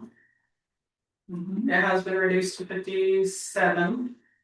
And then you go down to the building department, and it also has some for legal services, and that's another 13,500. And it should be the same in the planning community development, so that's another. so the question I got. Okay. So Good. that's, like I split it, 70, 15, 15. Usually, off to the side of the budget, you can see notes, so if you just go off to that and then go, Okay. line, there's probably a split. That helps. Do you have any other questions about the legal? No. Why don't we just hit the highlights of the most expensive portfolios? So we did engineering, we did roads. Let's do planning and permitting. Make sure everybody's okay with what's in there. So for the permitting, they're self-sustaining, they're gonna be bringing in as much revenue as they're gonna be spending. Okay. And where we did reduce the salary and wages, we're just putting the line into addition to building department fund balance. Cause it is restricted money, you can't just go spend it on snow plowing. Mhm. And so, you know, even if you do reduce those wages, you'll kind of drop your level of service, but you will have some additional fund balance. Okay. So that is how that one changed, but those fees we're gonna change, we're gonna make sure that it's self-sustainable. So the building department wages you were speaking of, Yeah, let me show you. how's that? That's split. So part of having a building department, you are having more time from the AP clerk is cutting more checks, treasurers processing more checks, so part of those wages are split to help So that number is the aggregate of all these splits of these supportive functions. Okay. yeah, so the part of the managerial wage, so if you, where we decreased some of the city manager's wage from the original one, that also decreased that budget, so that's. Okay. Yeah. Okay. Yeah, we do kind of spread the wages out that way. Okay, so that one pretty much takes care of itself, planning, 133, I'm guessing.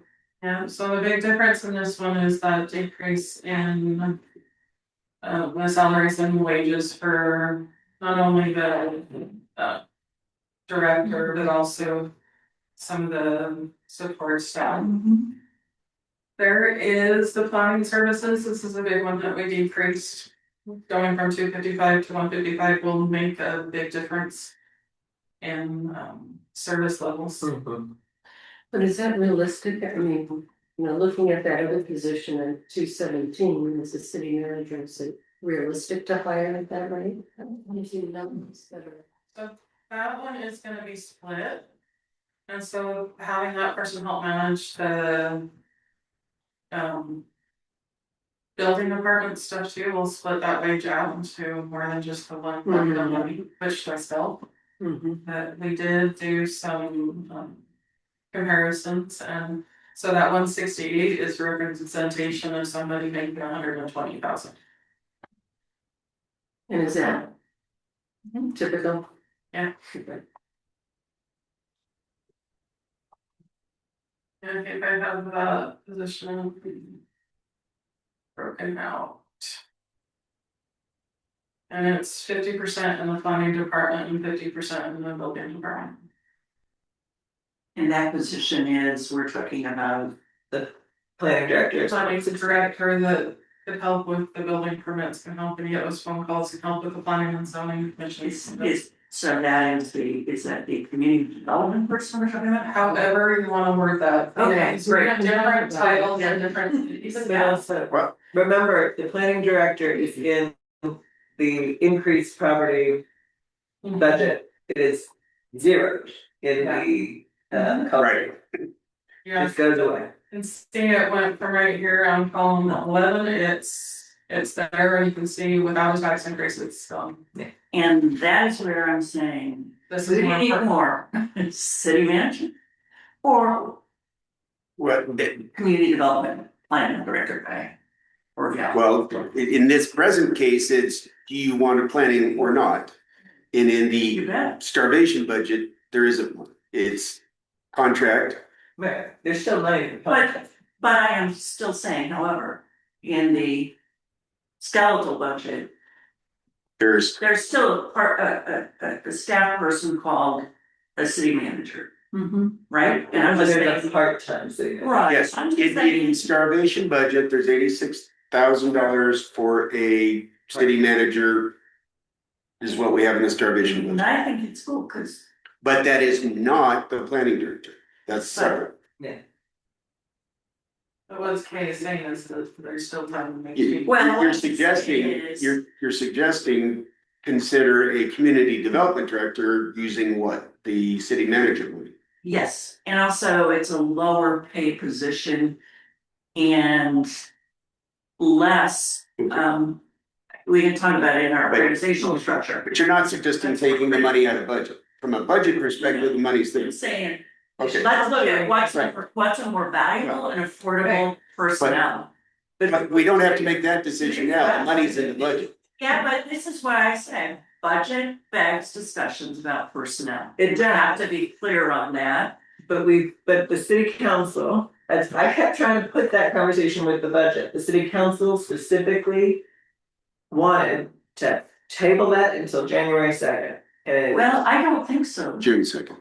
I don't, I I'm sorry, think, June 2nd, I think your I'm okay with discussion is June. about that roles and responsibilities issue among us. which It's not about these org structure Yes. questions implicated in our budget. it is, because unless the city council decides to create a different role, those roles are yours. You all are the Say that. community development director, you all are the planning director. Right. Can we agree it implicates the budget? And Yes, so why I tried to connect them.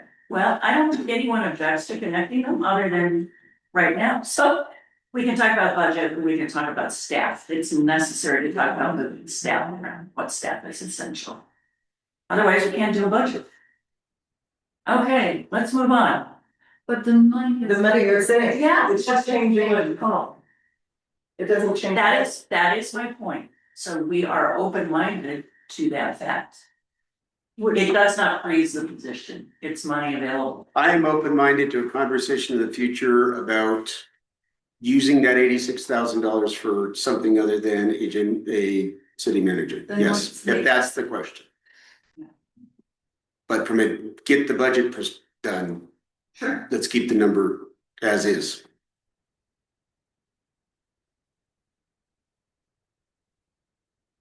Okay. Did we do planning? Or did we get stuck again? So Planning, I'm gonna go over a lot of planning and then the reduced planning services and engineering and Okay. stuff, that's right. so it shows a dramatic drop in planning services. That's gonna be noticeable. Yes, and people will complain. I mean, people right now wanna know why we're not spraying for weeds and we're not doing all these things. Well, Limited staff time, you miss things and the effects of a development coming in or out, missing something will make a difference for years. it will, So those but this is what happens when you. went over municipal services, the grant management, we get down a little bit. Impact fees, they're self-contained, so they're not gonna affect the budget. So what we really needed to get out of city council as a whole was the finance team has come with proposed suggestions in column H of some adjustments to what you all agreed to last time in column G. So what we need to hear from you all is how do you feel about those suggested changes? Is there anything that you don't agree with that you think needs to get reworked? Look at the, what we, they're highlighted in pink, is that what we're doing? Yeah, so the difference, the highlights in pink from G to H.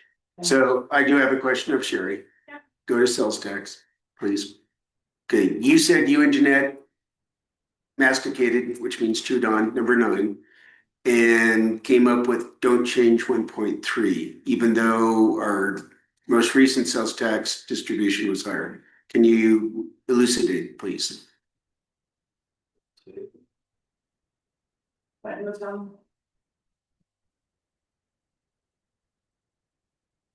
Or I used a bunch of multi. Yeah, you're good, I'm just.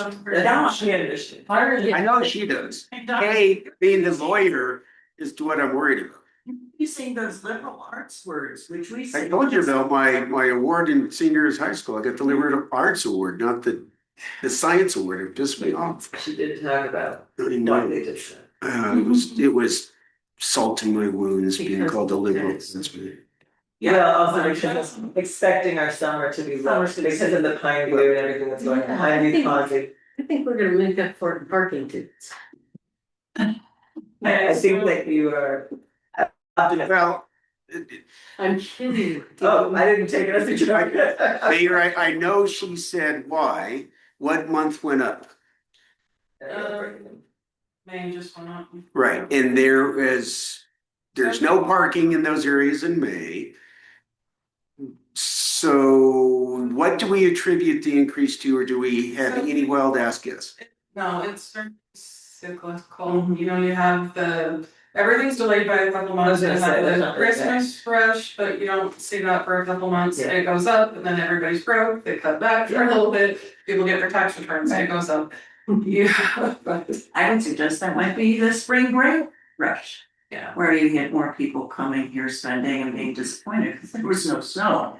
But the one thing I have repeated to me frequently by the state tax commission is sales tax will always break through. It always comes in lower than what a new city expects, so all along, we've been trying to underestimate it. Freedom. Oh, yeah, it's always coming So up. which one was our windfall? Yeah, it is not up there yet. That's why I was confused, thank you, I don't see it there. That one is on my head, I have a spreadsheet for a spreadsheet. Yes, you do, you were, And I'm sure you are Maybe already it's aware, applied. but maybe. Well- it's not. But it was 155,000, so you can see like in January, we got 103, we got 108 in February, those did contain the population portion, so those purple numbers are my estimated. If we did get those, that's what it would be. So you can see January, February, March did contain both, and that was only 99,000. Break the heart. and so May, If we add 155. And then we do an average on those four. where I'm going with all this is maybe 1.3 is not the right assumption.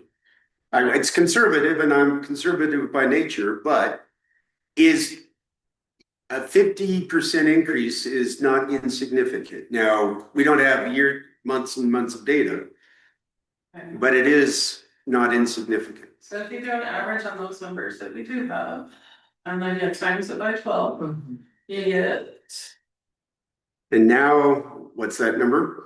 that's wrong. Right, wrong. I appreciate a person who knows it's wrong just by looking at it.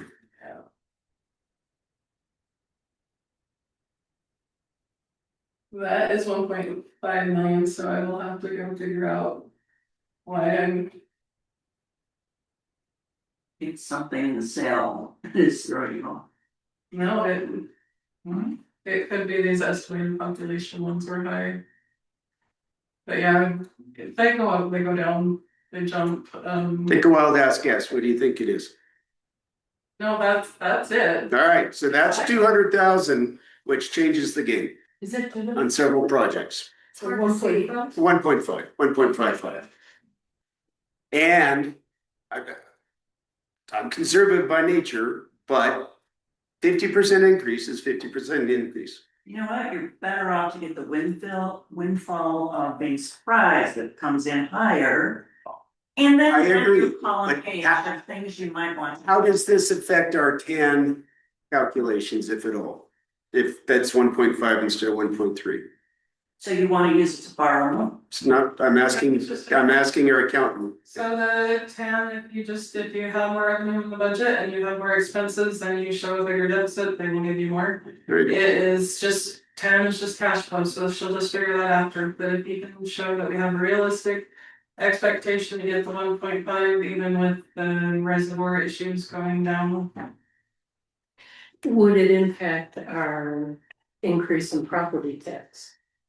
Would we not go as high? Would we go lower? Would we look at a mix of options? It could. It's a discussion that. Yeah, so Yeah. on votes later. Do you want to mention those two in purple are complete estimates of what the population portion would be? Part of my calculation is we have a decision to make at the end of June on whether or not we're gonna do asphalt and chip seal. And this assumptions, we get to decide whether or not we're gonna obligate the people's money. But if we don't have the money, I have to tell Joe Hadley and Sean Wilkinson and company, sorry, we're not doing what we said we're gonna do in the ILA and we're not laying asphalt. So And we don't have any money left over from the winter. to start that process, so if we can do a little bit of that. No, The problem is it's fiscal 27. right, July is fiscal 27. the winter is still in our fiscal. We So have to have money left over for snow next year. Right. there was no windfall. There was just not, the way the ILA is structured is it's a quarterly payment, 1/4 of $2.1 million. Set that aside. Reality is, in our fiscal 27 budget, I would suggest we cannot obligate people's money on something that we don't have the money to say yes to do asphalt chip selling if we can't find the money. Now, I'm okay approving this thing now but if we are placed in a position where we have to say no, we have to accept we've said no and we're not getting all this work done. I want everybody to understand that. If we say there's 1.5 instead of 1.3, there's $200,000, which case we can get some work done if we put it in roads.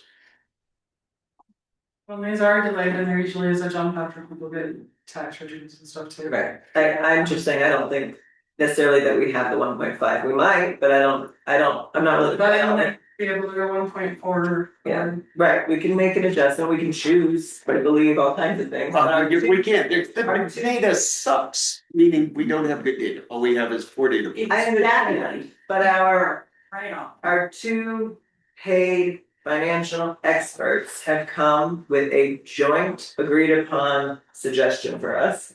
They highly suggest we go with 1.3. Until something maybe changes that game, that's where I would suggest, that's my advice to council, it is council's choice. You guys can choose to do something other than what they suggest. My suggestion would be, these are the experts, and this is what they're saying, and it's on the conservative side, so. This is the ugly budget we don't like anyway. Well, if you do get more revenue than what you're expecting, let's do a budget amendment. Right. Let's put it where you Right, want. but I'd rather do that than come in start under. spending Yeah. what you don't have. I agree, that's how I feel. Don't spend what you don't have.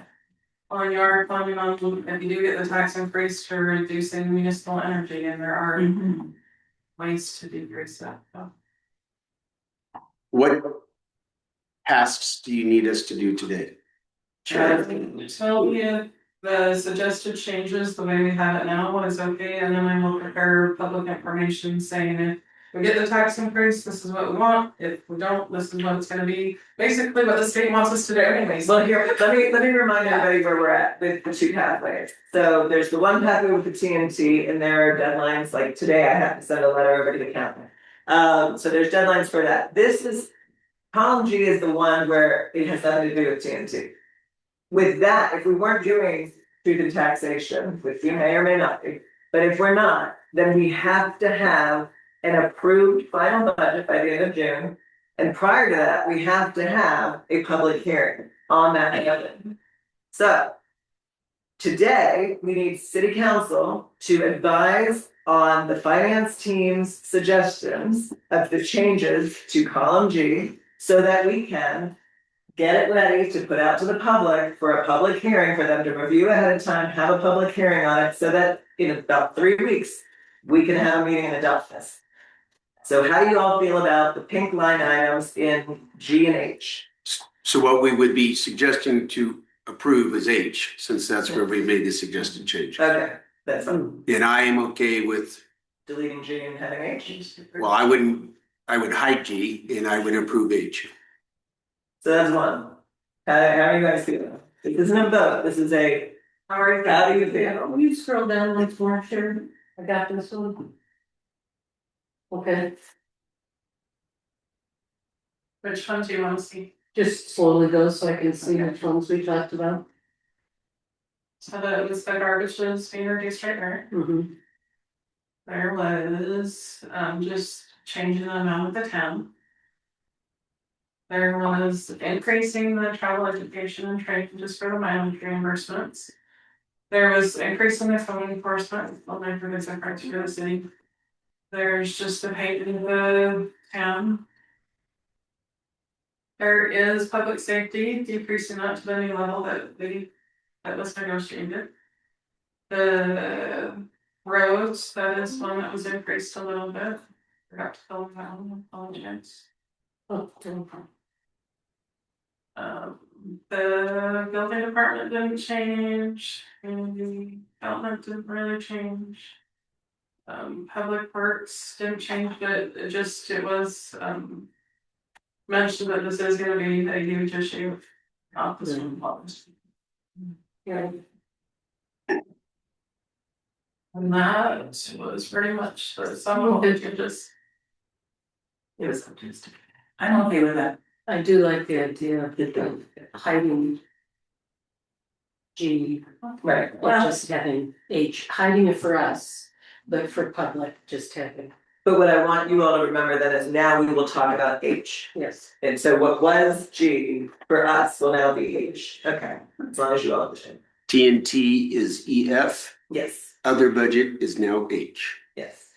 so it shall be. Where we made that one with TNT, would I like me to make H into F, where it shows this is the lien and this is if you get the tax increase? Cause that basically is what our straight down budget Absolutely. is. I think it will horribly confuse I folks. do You have too. 5 phones, Mhm. let's have 2. Well, that's why, That's what you just suggested, and I think that's brilliant. That's what we started with Okay. before. What was your proposal, Sherry, or ask? so we don't really need F, we can make F and put H's numbers into F, this is a stripped down version. Where it does show if we can get the increase, this is what we're doing, public if. And the state, if we, So apply the changes of H to F, is that what you're suggesting? yeah, That does that change what we put out publicly on that piece of paper? well, that's what, I'm gonna be doing that, budget book to say these are changes from the tentative budget that was approved, this is what. Does it change our impact schedule, the proposed tax? Well, the tentative budget is meant to be changed. No, I understand, but the, This does not go, G will not go to changing our impact statement on the column F. That's what she just asked us. I'm suggesting that, and I'm saying, I would like to leave it where it is, I feel like Oh, that's. that's why I'm asking. Really So they nice. wanna- I would, yeah, we got 2 parallel paths. I understand that there are 5 columns and there are actually 2 columns, I got it in my head. If anybody else is having trouble with that, What's on the paper? then Counts. The paper we give to the public. there's, The impact statement. the paper we're talking about, that I'm talking about is the tax The increase. proposed property tax impact statement. Yeah, Budget. they're 2 different things. This is a required document for truth in taxation. It is a totally different thing than the adopted budget we adopted on May 5th. This is strictly for truth in taxation. But it was based on column, I know, Yeah. and I'm worried that if we mess with it, it messes with it. that's what I'm worried about Don't too. do it. And we just change, we do budget amendments later if we I have to. agree, Good. that's my opinion. That's what I would do to not screw up TNT. Is this, so we're talking about combining G and H, right? No, No, H is now our starvation budget. if, I don't heard from you. We're talking about collapsing G and H. We're making- H. We're making Right. G be hidden and H is our new starvation budget. Right, it's the next generation of G. Okay, There's I'll see one that reason here. to keep G hanging around. Yeah, but that's not what we were talking It's about. finished. It's just. Sherry asked us if we wanted to change E and F to match the numbers, the expense numbers. And In age. And I and the mayor say, don't do that, just so we don't inadvertently upset the TNT apple cart, which is F and E and F. Well, this is what I was talking about, what we want Right, released to the people. Right. And we have to stay as close, even though we're making changes, but so the columns here are, That has nothing to do with G. But it has totals on here where people are following this, is what I'm saying. It's not, that has nothing to do with cheating, or, Sherry, of H, right, right, it does of F. In the budget, book, Right, there's just a paragraph the G. explaining why there's different versions, just if you've seen different versions, here's why, here's what they are. Because people are trying to follow. Oh, yeah, And they're getting confused, so what I'm saying is true to what we started. Yeah. With total numbers than what we, I see you holding your finger. no, well, because I'm trying not to interrupt, but they're totally different. They're not related in any So way. these numbers are not related to anything we did in that first budget meeting when we adopted the budget. That is That's not, not what I said. But you said they're not related? To the new budget where we can't get any new property tax. Right. That is strictly for property tax purposes of raising property tax. It has nothing to do with columns G or H. But it has F, where's Yes. the number strong? Because F, is the F, taxation budget. Right, got that. So So this this has is nothing. just that. that is F, That is just that. that is F. So that other paper we put out that's in color, that have the different columns on it. You know, the one Other that paper, we had to leave in the office and we had to bring. That's that. That's that. That's So that. just had it. right, Okay. and so Sherry's question to us is, do we wanna change that, which is E and F up there, based on H? I'm of the opinion not to. No. T is of the opinion not to, the mayor's of the opinion not to, K's of the opinion not to. That's enough. So it doesn't matter what my opinion. Well, no, we're going around. Okay, there we go, next. Okay, I need to hear from at least another person, but preferably all of you. How do you feel about H? Is there any changes you wish to make? Are you good with H being our new column G? Our starvation budget. I heard from three. I Yeah. had Don, Peggy, and Kay. And really, About the About changes we made? changing, about changing to H. There we go, you got three. Okay, and by the way, we don't, this is voting. we're not voting, We're not taking voting. It's a sensitive council. And at the time, Correct. I had. I wrote down three. Alright, unless there, that was my understanding is what we need to get accomplished And the there. bottom line. Yeah, no, that is perfect, I will update that budget book, from those suggestions, I'll put a new paragraph kind of explaining why there's differences to help increase some of that. And then I'll have that ready and I'll contact Jeanette Monday and I'll get it to you guys for approval. Thanks, that's just a question. No, don't question. Bottom line is that F and H, there's a $2 million difference. On which one? I think it's more. F and H, I'm just looking at Because the of the total stuff that's expenses. in it, that's Yeah, because you're not, with F and H, that you're not getting the tax increase, so it is gonna be. So 7.7 million compared to 5.9 million. I'm looking at total expenses 187. Which line? 187. And there's also the decrease in the estimate for the town note, so Right. that's why our initially was lower, is because I thought you would need more cash flow, even though it's not expenses, it's an expense line.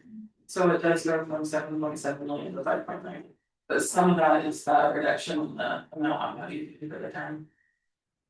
So there is a rescinding their okay based on discussion, or we still have three okays and we're, I think I heard, cause I had Peggy said okay, yes. Kay said okay, and Don said okay, and we haven't heard from. Oh, I thought Tia. I thought I said okay. Check Okay, on. and then it's To call There you it go. H. So Fantastic. speaking with column H. But it's not really, it's not a vote, but yes, everybody agrees. And there are several versions on the website. Yeah, that's fine. Yeah. Yes, and then our IT director had a comment, yes. We have a lot of budget things that we're working on, and I think we're gonna confuse people on the website, so I have not made the recent update you asked for, because there was already a newer file there. And I'm trying not to confuse our residents, so I talked about to Sherry, so hopefully as you guys work through this, we'll get one that we can use without confusing everyone. That's perfect.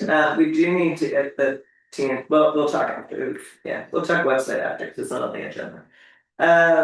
Okay, so. Unless there's anything else, I think we can get off item 2 of the agenda. Thank you guys, I appreciate you going. Thanks, Thank you very much. All right, thank you, Sherry. Okay. Item 4 on the agenda is a discussion for donation to fund an intern. Okay. To advance our discussion about how to utilize intern. I took a cue from, some of Peggy's comments. And Chad's comments and prepared a more formal. Piece that would be considered as a resolution. Which is really looking at the intern pilot program.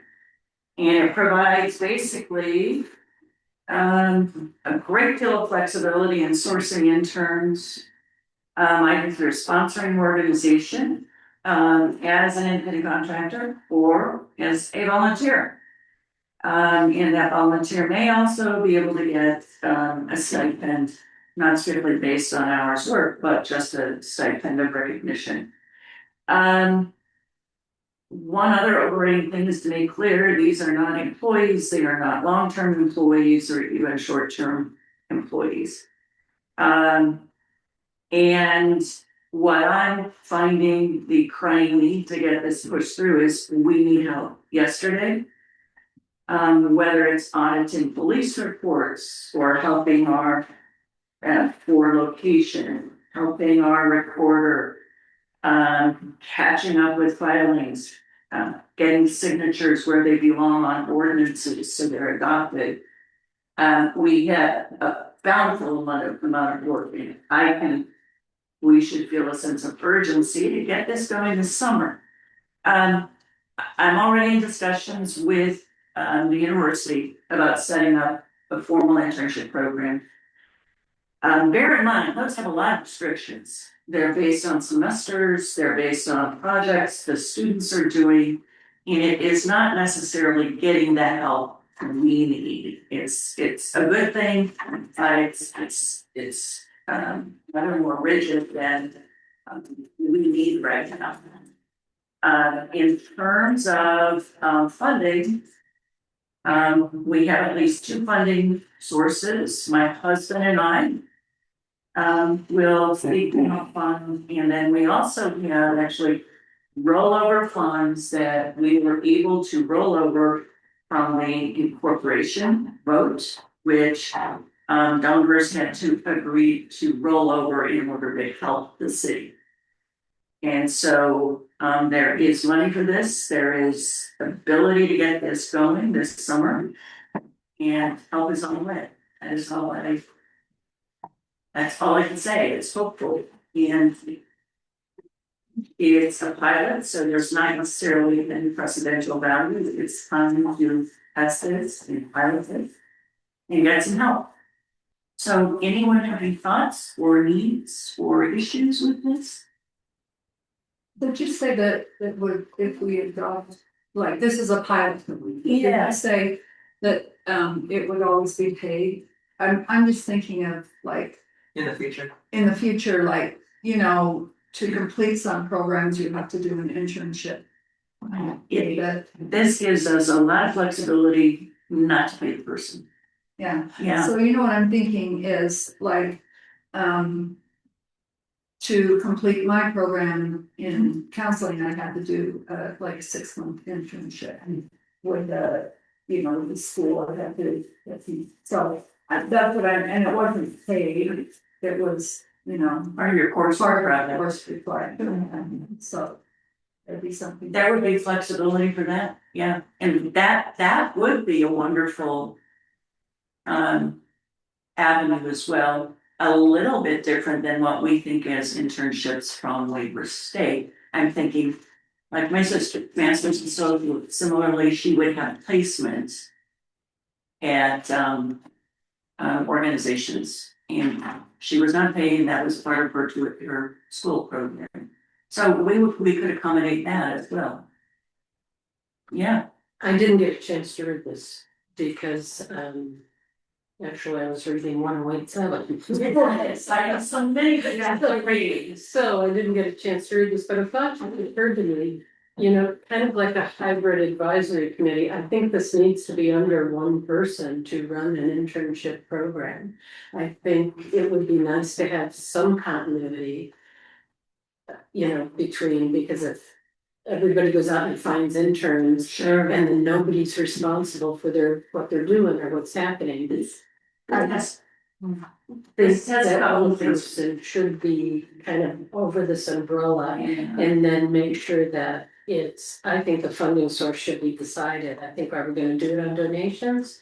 That's the only way I see right now starting out, as it becomes more of a funding thing, that when we have money, then we can go forward. Two responses to that. Number one, I drafted this so it complies with section 10(3)B 104 of the Utah Code. Mayor is the chief executive officer to whom all employees of the city report. Now, this is not an employee, but it follows that framework. He or she can also designate someone. You know, once we get staff, that might be designated to the HR person to work with the college and work with other sources to create a flow of interns, those constant, Right, pipeline. yeah. So you're perfect saying phrase. you're putting it under the mayor's responsibilities. It's a very staff oriented, and it doesn't fall neatly into one of the departments. She can then array it across the departments, and I think in here, let's see. I think it gives also, you know, this is a pilot, so in the future, if we want to tweak the administration, we can do that beyond the pilot. I'd say try this for you. Oh, paragraph 8 also has some good information. Anyone can nominate a prospective intern for consideration. To the mayor. Or the Or mayor's mayor's designee. Yeah, so we've got that built in.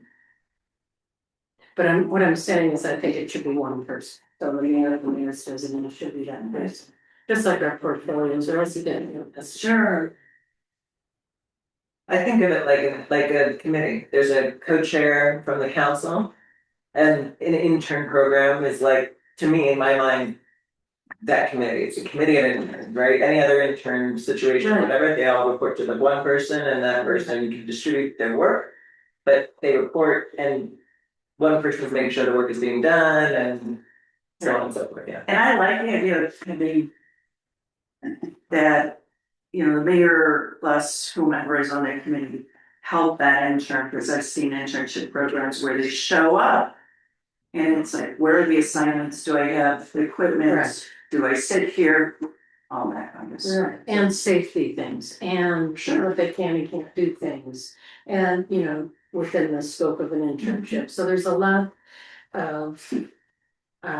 Structure that has to be put into it, I think as student teachers that came to my building, you know, it's, I needed to have that structure in place. And yeah, and expectations, here's an intern, here's the expectations. Right. So, yeah, it has to be fleshed out a little bit more. So, Well, there's, if that's a committee job, then that's great. so my understanding, and I just wanna make sure, cause it's 1:00, 1:05, so what my understanding is, this is a revised structure that you put out, we talked about it at a previous meeting, and there were some concerns, so you've taken those concerns, you put a revised structure. We now have, we have another work session on Monday, anything we could get done today would be great, so that we can free up Monday, because we're clearly not getting into too much land use today, but if there's more that needs to be revised from this, please give that information to Kay, because she would like to have this on Tuesday's agenda for action. So if there's more revisions to be made to the current proposal, let her know, she'll get it back on the agenda for Monday for discussion, so that Tuesday there can be an action, does that make sense? Everybody, okay, so alright, if that's all that you have, then we can move forward, great, perfect. Okay, this is you, Councilmember Dylan Baker, discussion on parking ticket MOU. Oh, we've learned that there are 2 routes to go with processing our parking tickets. It's come to our attention in bits and verbally, so we're trying to figure out the best way to move forward. We did pass a transportation ordinance recently that would allow us to send our citations from the officers to, and I'm not clear if we can send our code enforcement ones this way yet, but to send officer citations to the Washington Terrace Court. They're in the process of setting up all the agreements, send it to the court for them to prosecute criminally. So they would be processed criminally through that court. Then recently, the lieutenant's been talking to us about continuing the process that an incorporated Hoover County has and Huntsville had of processing it through the sheriff's department. They have a court set up with a reporter and everything, but it would be processed civilly. And the benefit, that there's pros and cons to both, but the benefit to boil it down is the sheriff's department will continue to follow up on those and not let it be dismissed or dropped. They will follow up all the way to go to collections for those citations. It's a different standard in criminal court. You have to prove who was driving the car to get the citation cleared, continue with it. Civilly, you just have to prove the driver, the registration, Your car was there. the driver, thank you, the registration, who the driver is that owns the car. So that's a different standard. It's a lower bar. They can get those processed through there. Weber County takes a 10% for that to process all of that. If it goes to collections, it could go up to a max of 20%. So that's a fee there, but we still get the 80% in those tickets. I have not asked, and I talked to two people at Washington Terrace, but did not ask about the cost. I don't know if you know that, Mary, the interlocal that we did with them. I don't know if I had it. Yeah, the minimal cost, I'm sure, equivalent to the 10%, so I'm sure they both have a cost. The only one I spoke with Tom Hansen the other day, and the 10% is actually cheaper. Oh, good, so going with the sheriff, it look cheaper, if we don't go to collections and it goes to the max of 20. I will say this, if I can cut to the chase on this, based off of my discussions with Councilman Doolin Baker, as well as my discussions with Washington Terrace Courthouse, it sounds like doing this additional MOU with the sheriff and giving them the ability to process these things through the civil action is a positive step forward for our city. So my understanding is that Councilmember Doolin Baker wanted to make the recommendation to do that, and I'm here to reinforce it and say it is also my advice that we do that as well. We have a sample MOU that Huntsville uses with the sheriff that we can send out. It would be an MOU, and I believe from Lieutenant Prager that that's all we need right now. So to bring that forward would be possibly Tuesday. Yeah, if you all think that you would like to take the advice of these two very brilliant people, then we can work on getting the documents ready for Tuesday. If that's something we want to pursue. If not, we have the ILA for Washington Terrace already in place, so we can go that way. I also think for the residents or the people, civilly versus criminally might be a little benefit too. I don't know what that impacts on them with the citation for criminal. You've got a question in that? No, but the sheriff is the one that will follow up on. Yes. They do all the paperwork, they do all the follow, they send us a check. No, they're at 10%, which is less than just, so. Well, Hold on. question. Raise your hand. I raised my hand. It's a work session. Councilmember is up. You mentioned that you don't know whether or not we can do code enforcement through the sheriff. Did I understand that? No, opposite, through Washington Terrace, because it's a criminal offense. I did not ask that specifically. Can we do it through the sheriff? Yes. Okay. Same mechanism. The thing that he would ask is that when we do our citations, they're similar, they have the right information on. So we could include that in the MOU as a placeholder. Yes. And are there any known repercussions if we say to Washington Terrace, we don't want to do this anymore, we're just gonna go with the sheriff? Are they gonna say No. your costs for criminal stuff go up? No. Okay, it makes sense to me. As a matter of fact, both of them said, Tom Hansen and some Soraya at the port, well, said you should do that. All right, It's 100%. I'm for it. So if you Just want, write the MOU so we can do everything we want. Bill Morris called, this would be the only outlier while we were in this meeting. He called back and left a voice message. She's the only one I have not talked to, but he called back. He's fine. And also, by the way, it made a great deal of sense to me when I realized, oh, it's just parking. Yes. It's not all traffic violations. Right, there's plenty of things that are criminal Yeah. that, and including with various code enforcements, I'm sure that there's misdemeanors and various things that go to the court. Nothing changes with our contract with the courthouse.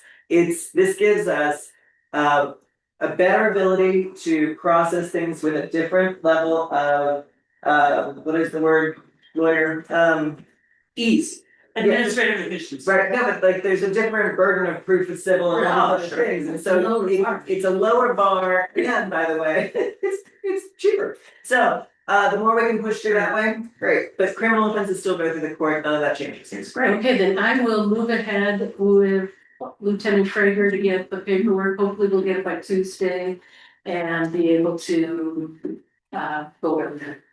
Okay. Sounds good. All right, wonderful.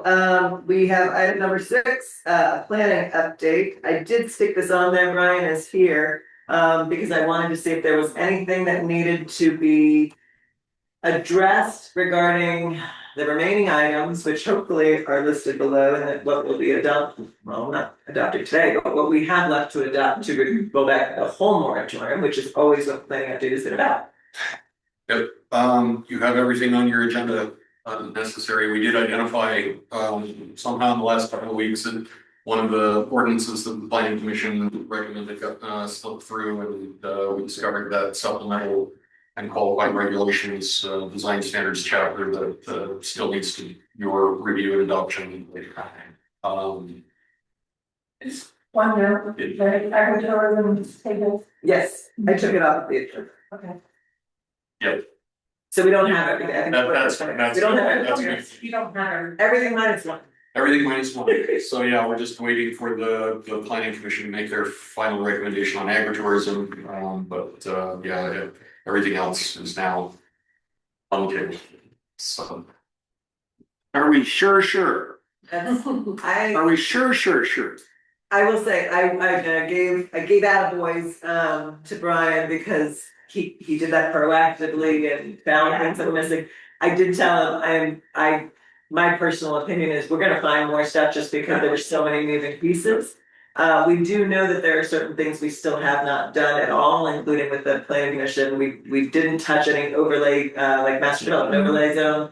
We have not tried to put together a TDR ordinance. There's stuff that's out there, but in terms of what I believe Brian was originally tasked with was what absolutely must we adopt. And at the moment, Brian believes that we've done it. and I've rechecked the list against the original Weaver County code and against our original recommended needs, and so yeah, now I can 98% sure. I mean, I'm never 100% sure of anything. But, Yeah, but and again, and now publicly and on record, thank you very much for being proactive and finding that chapter 1-7, because that would have been an oopsie. So thank you very much. Thanks. That one, by the way, does have something to do with some residential stuff, and so we would like to, if we can, have that for action on Tuesday. So that's why I put it first as A under land use rather than putting it underneath everything else. It has not created any problems with any of the building applications that we have received, but it could potentially arise, and so get it done sooner rather than later. Great. Okay, all right, so that would be, any other things about the update? I think that pretty much covers that. We can roll right into land use. It is 1:14, we're going till 2. We do have staff that has a hard out at 2, and so, we'll keep it to that. We can start, if people are ready, with chapter 108-7, supplementary and qualifying regulations. So I have not reviewed this one, which is odd for me to not have got to it, but I haven't, and it was newly added, so I was. And I see stuff on here comments by members of the planning commission, which is awesome, but also by citizens. Do we know why that is, Brian? Those are original comments from the transition team. Okay, that's what I Those assumed. weren't removed. Okay, thank you. And when I tried to add my comments on here, it kept throwing me back to a different paragraph. I was having trouble with that, so my comments aren't on here, I would only share them. Did you accept comments? You always have to post a comment after you leave it before you move on to a new comment. Otherwise, it will kick you back to the old one because it's unfinished. Okay. Well, I've been doing this for so long, I don't know why that happened today. Yes, Nick. My ask or recommendation is because I, for one, have not read this, and this is a significant one, I'm led to believe. Yeah. We have started talking CB2. We have started talking subdivisions. Subdivisions is necessary to get through on Tuesday, or it should be done. We haven't talked manufacturing. We talked about residential manufacturing, but we didn't get to it. Manufacturing housing, we That- did talk manufacturing. 10419, we have not spoken to. So those ones, in theory, we've all reviewed because we've had them for several weeks. We just got this one yesterday. So I would suggest we go to those and try to get those done personally. Okay, hold on, we got a comment here, Councilman.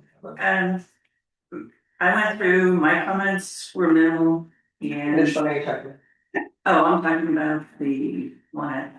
Supplemental. Yeah, supplemental. And I'd suggest put your comments in, we can look at it Monday, see if we can adopt it Tuesday. Okay. I'm willing to do that. Yeah. I'm not prepared to talk. This one's significant. There's a lot of comments so I'm not prepared to But talk. there weren't about it. any suggested changes, so it was pretty straightforward. And Well, that's not, Tuesday is fine. that's not, when I see all these changes in it, to me, there's a whole bunch of suggested changes. Monday is fine. Yeah, Monday will work for me. Okay, I'll be can I prepared. also mention one other thing? So we're gonna go ahead and skip over that and go into some of the other stuff we've done. It's, what are we, 2 hours and 17 minutes in, and we did have somebody in the audience that had a comment that he had said he wanted to make on the gravel. And if we maybe wouldn't get there, can we hear what he was gonna say? And we have somebody online Oh, that I has did a not know question, and I said, I'm sorry, we weren't taking it, but if we take the grant, Well, we'll just take this. Our one work too. session, we've always allowed. Okay, so will you tell Mr. Which, Freeman? oh, it's free, but I know that, Like, talk to you guys about have a mountain plans in the city. oh, that's not even on the agenda. Not on the agenda. Not on the agenda. Oh, if you tell me, can email you guys that, like, info email? Absolutely. The work session on Monday. If it's not on the agenda in a work session, it's, oh, well, no, we don't take comment. We, Or Tuesday night. but Tuesday night, we could talk about whatever you want, on the agenda or off. Yes. Yeah, you might want to tell Tuesday night. But send us an email too, that'd be great. Yeah. Did you, Thanks, have something you wanted to say about, there was something that you wanted to say about gravel? So I would like the city council and mayor to look at.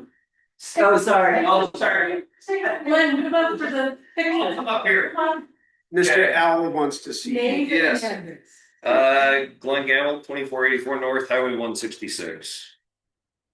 The reason why I'm here to talk about the gravel zone is I'm asking that we take a step back before we vote this in. And look at it a little bit closer. Feedback. And I'd like to see a committee done with some of these excavators, and this is the reason why. I'm gonna give you a 30,000 foot level. When you don't have gravel up here in this area, you're paying double, if not more, to bring it up here.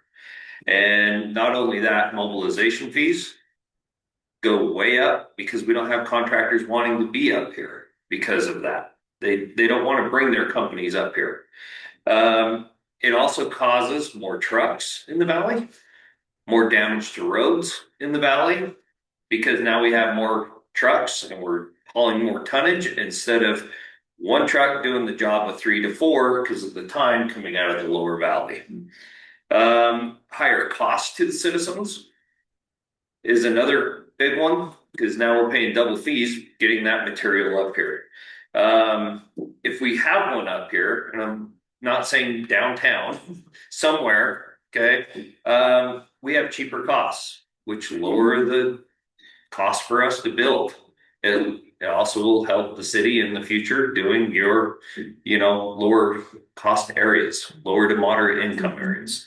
Better service for number two, less vehicles, tax revenue, massive. Okay, the amount of taxes that come back to the city with this are large, especially in this area where we're having a big boom. And with the Olympics coming, they're gonna need to build a lot more roads, etc., to do that. And that's what I'm asking for, is please get a committee together with some of these big excavators. I mean, Parsons, Geneva, somebody like that to give you real numbers, show you what you can really see, what they'll do with the land after to beautify it, make it nice again, and what kind of building and what they will bring to the city and the residents. That's all I'm asking. And we spoke briefly at the before the meeting started. We were discussing.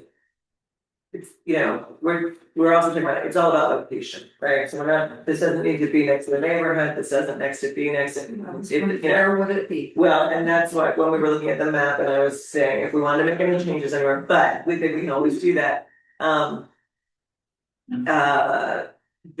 right now we've agreed to keep the gravel zone. We have somebody that is working in a parcel that is zoned gravel zone, but they're not actually doing gravel. Says lined out.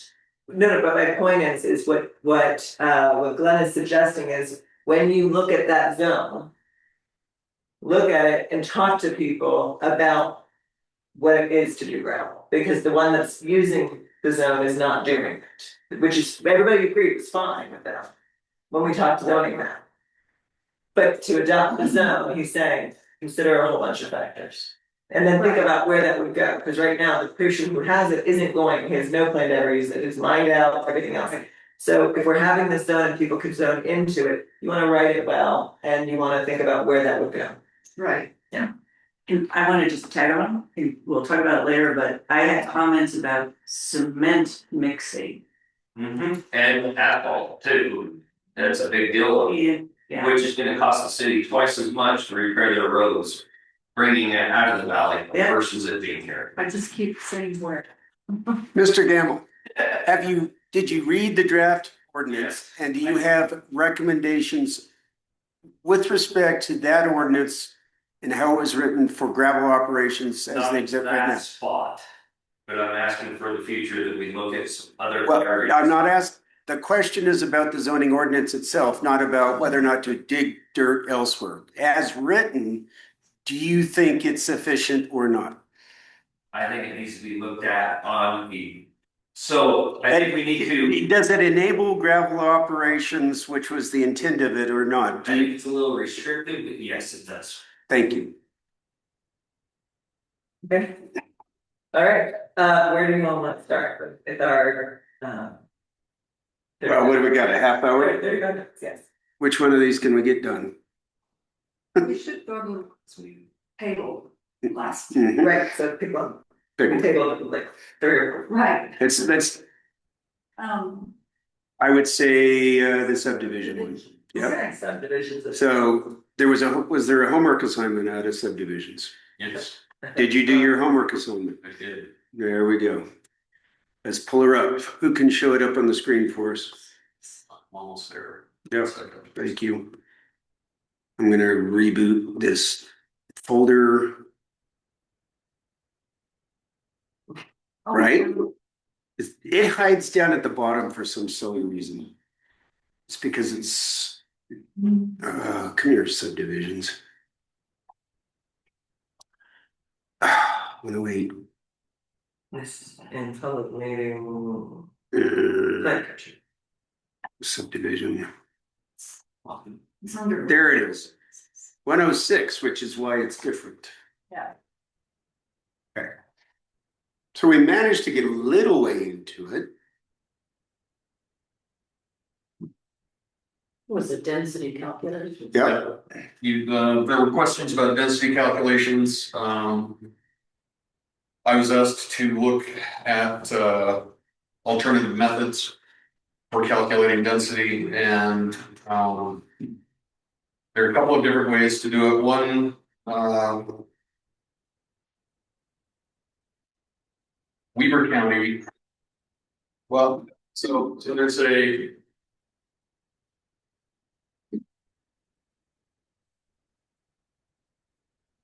Sorry, I misplaced my notes on the wrong page.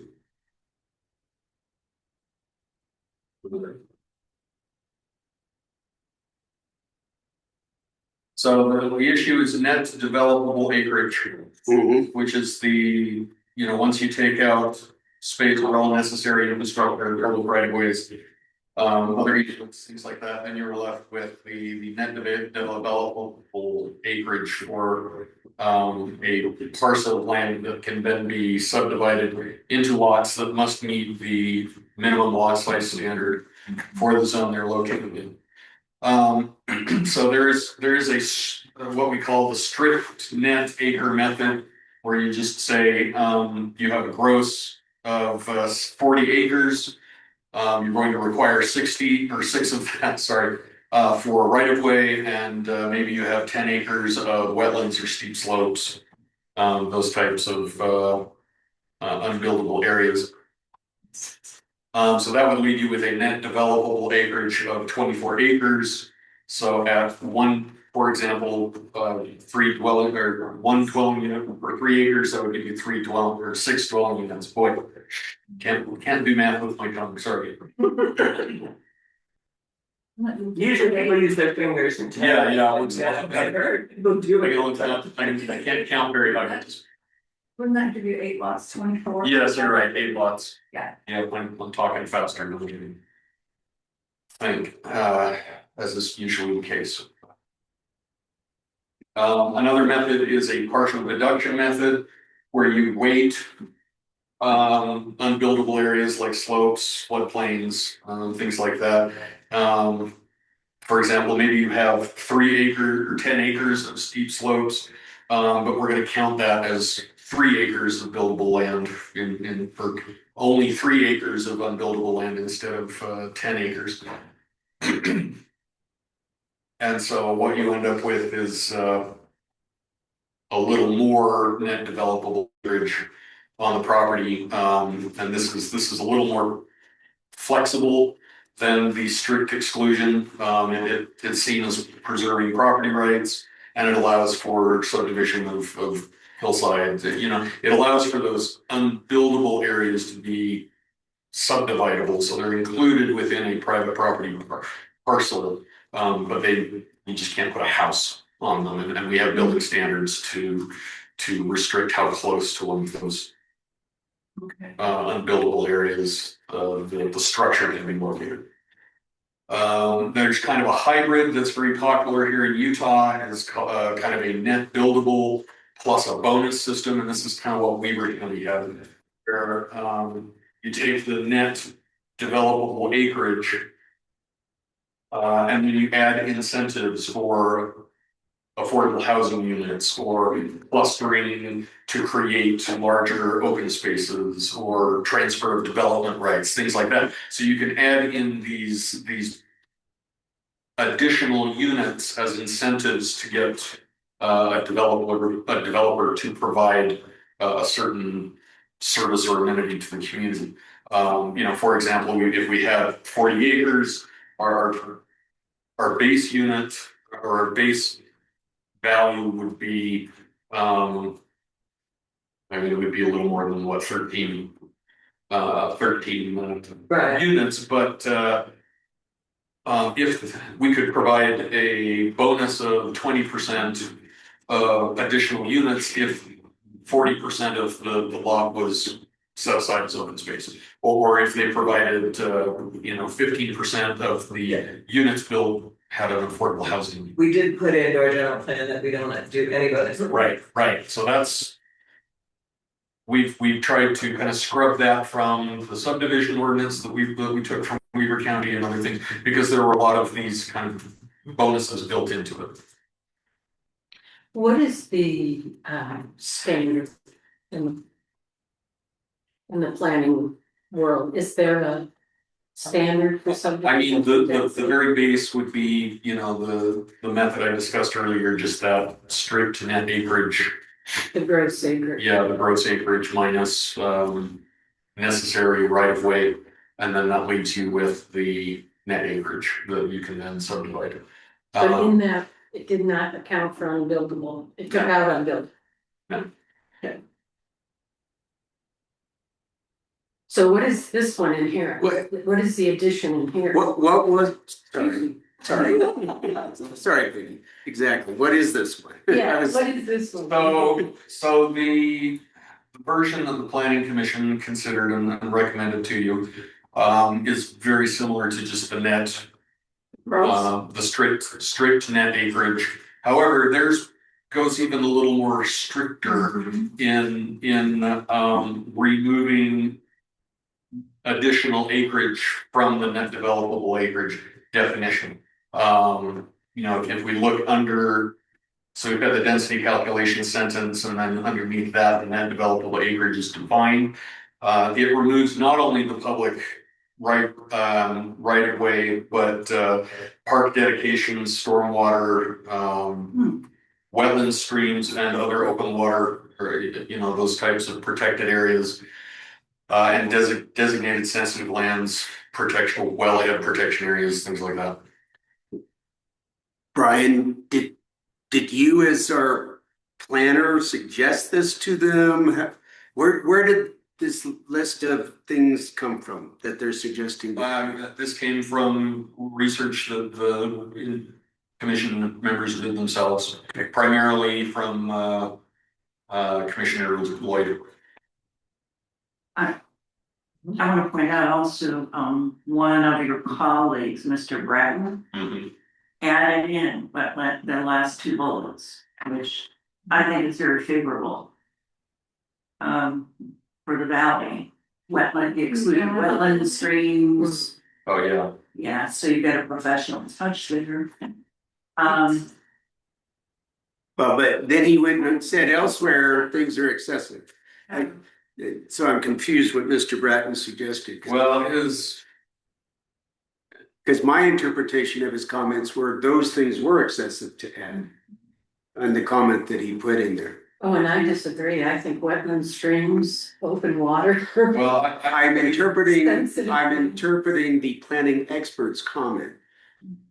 Well, remember, planning commissions are just that for cities. They are not necessarily having to bring in experts. They gave us their suggestions. Now we need to decide going forward. So I think we're overthinking some of the expert stuff. And let's just read what they recommended and make those decisions. I'll disagree with you on that. We hire experts for a reason. They're here with them at the planning commission meeting. And the expert, Derek Broughton, said this seems excessive. I think what I'm hearing you say is, but the commissioners didn't agree, but that's fine, but we should still hear from the staff, because we paid. Right, and I think, Derek is in Idaho, and Brian is here with us in northern Utah, which I think makes a little bit of a difference with laws and things that happen in different places. So I think we need to defer to our senior planner and talk to Brian about what we want. So I think always asking for experts is not necessarily what a planning commission was designed to do. They gave us the recommendations, now let us go from here. Yes, ma'am. So I think we were talking about wetlands, streams and other areas of open water and designated sensitive lands, but what I'm reading in Derek's, and I could be wrong, is that it's accesses and drives. Yeah. And so to me, that sounds like we're not going to allow where your driveway is to be part of the calculation. That's the way I understood it. We talked about it last time. And I think that that's excessive. Yeah. So I don't think it undercuts its other benefits. I think, Brian, you said they added, the planning commission added some additional exclusions. So that sounds like what Mr. Bratton's pointing out. And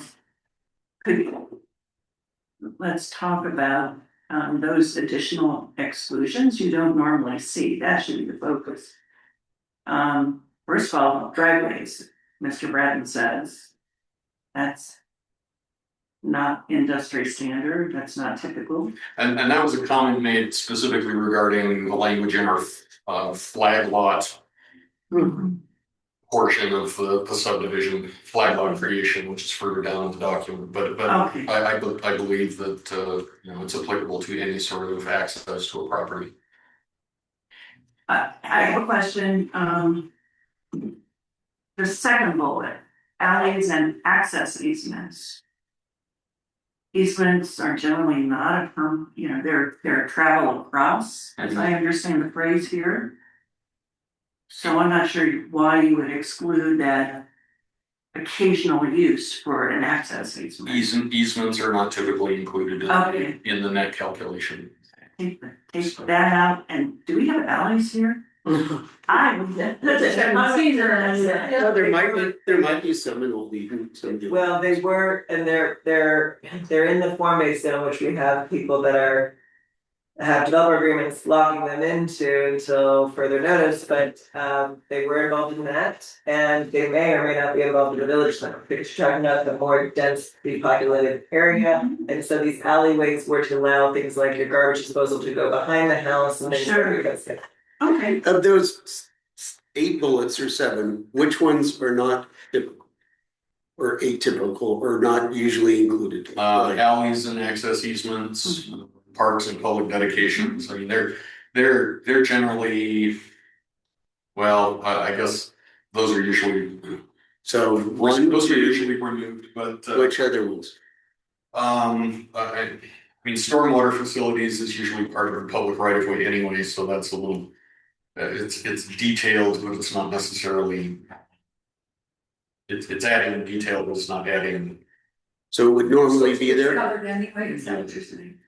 Similarly with, I guess required subdivision infrastructure could cover a lot of different things other than, right of way. But it's, for things like, again, drainage easements or subdivision, for example, if a park was a negotiated or required element of the subdivision, typically those are not counted. Okay, so maybe scratch that. Wetlands and streams, are they usually counted? Not typically, in Utah, no. Noted, Peggy, what our planning commission suggesting to us. I'm a wetlands and streams guy, but I'm trying to find out what's normal. That's why I'm not interrupting it. Similarly, designated sensitive lands, they're not typically excluded from net acreage within a subdivision. They can be included, or they can be excluded from the building envelope where structures are allowed on the lot. And how would we affect, if we left wetlands and streams in there, practically, how would you or the land use authority apply this? Is there a definition of wetlands that needs to be applied? That was me. I know, I was trying to find my controls in. There is, with our sensitive lands ordinance, we have definitions of that. Well, we're aware of a big subdivision over here that's not in our city, and there's allegations that people influence the Corps of Engineers to change things. What is the definition of wetlands if we apply this? Or do we need to define wetlands in some way? I don't think the city needs to create its own definition. I think a Corps of Engineers definition is sufficient of, it's based on soil types, vegetation, the amount of time water is persistent throughout the year. it's defined by the Corps. Yeah. We don't define it, they designate. But I mean, we've got to create a law that the land use authority can apply, and if we just say wetlands, then we're gonna be debating, or they'll be debating with the developers on what that means, if we apply this. I'm just gonna mention that the wetlands debate, it's been going on for years. There was a very recent court ruling that really limited what wetlands are and actually have to have a connection to another body.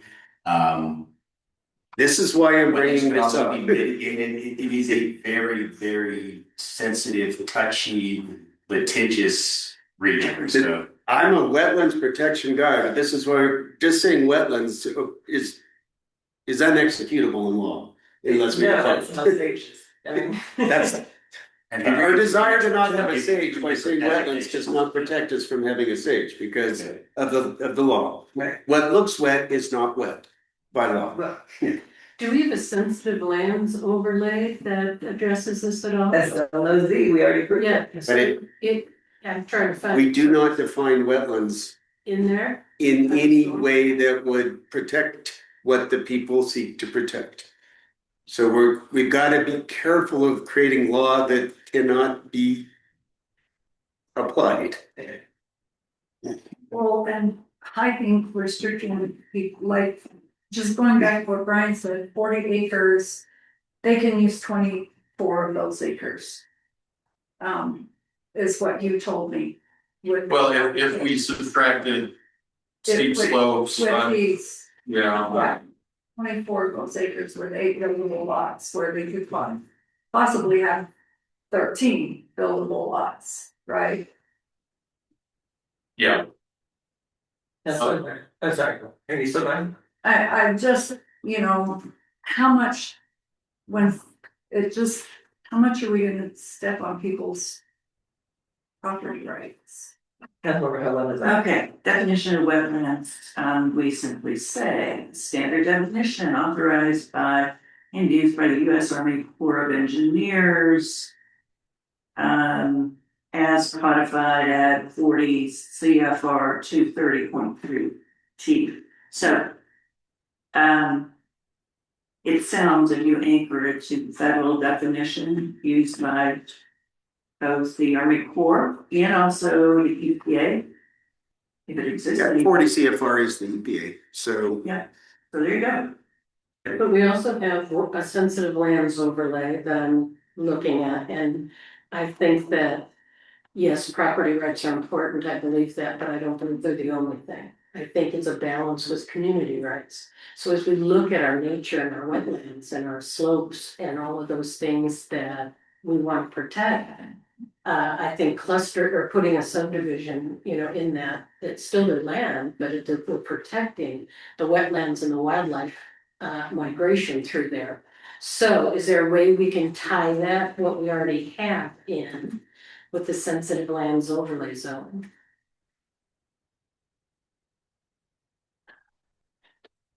Let's talk about that.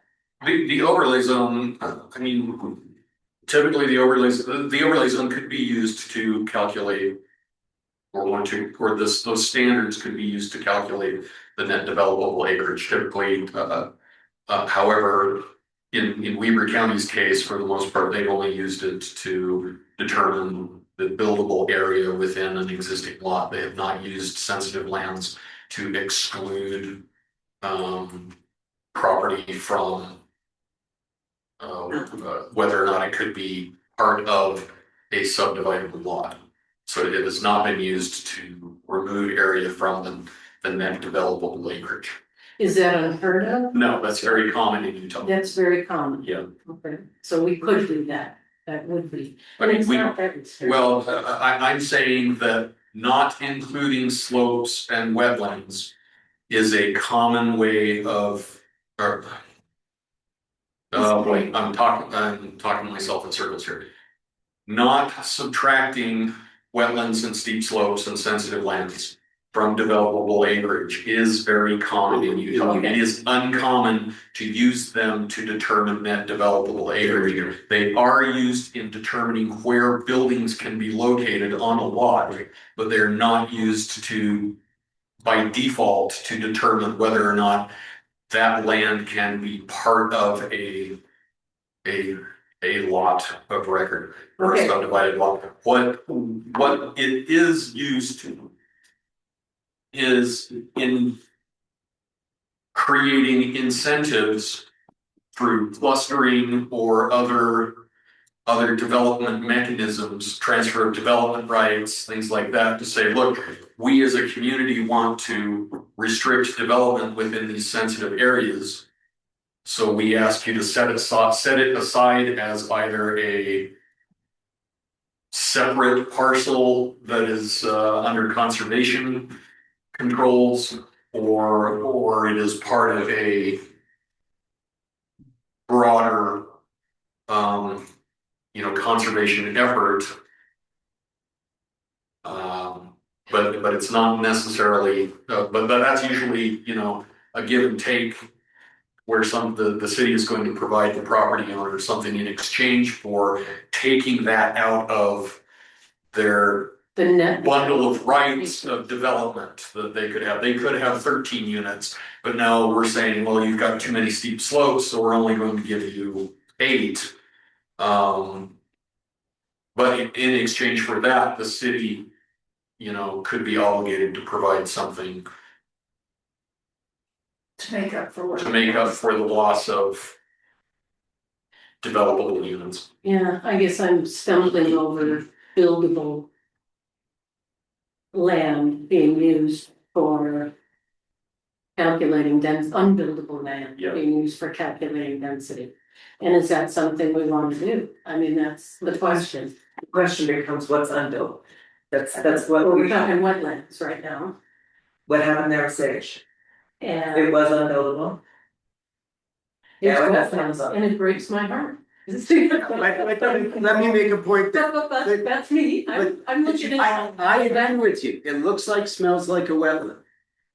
What matters is the interpretation of the courts and whether or not it's a wetland. So our desire to protect needs to be couched in whatever is legal, or we're gonna fail. Well, that's why I'm asking the questions, but we have some authority here on what we can say and do in these ordinances. And that's what I'm saying we could do, is look at it in light of our general plan and look at what we want to do. If our goal is to give all of the possible acreage, the gross acreage to build on, I'm swinging farther than that. I think there's a medium in there that a balance we could find. Sorry, Councilmember Shaw first. I wanna just take it down to the individual, Brian, is 3 acres a subdivision? Not under your current zoning laws, no. You could not subdivide a 3-acre lot. That would be as small as you could go. Well, okay. You could subdivide commercial property smaller than 3 acres, but residential property, no. So if somebody buys a 3-acre lot, wants to put a house on it, it's just a 3-acre lot, they don't have to subdivide. I had to subdivide my 1-acre lot. It's a subdivision, recorded now, but that was a long time ago. Okay. But now, right now, if you buy a 3-acre lot, it doesn't have to be subdivided. Right.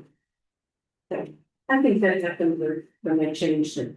So, the 90s. Well, what I'm wondering is if I bought a 3-acre lot and some of it was not taken out of there, would I still be able to build a home? Yeah, that's the difference between, the terminology that we use is confusing. We have developable acreage, which is the gross acreage of the property, minus the whatever exactions you're going to take. It's typically public right of way.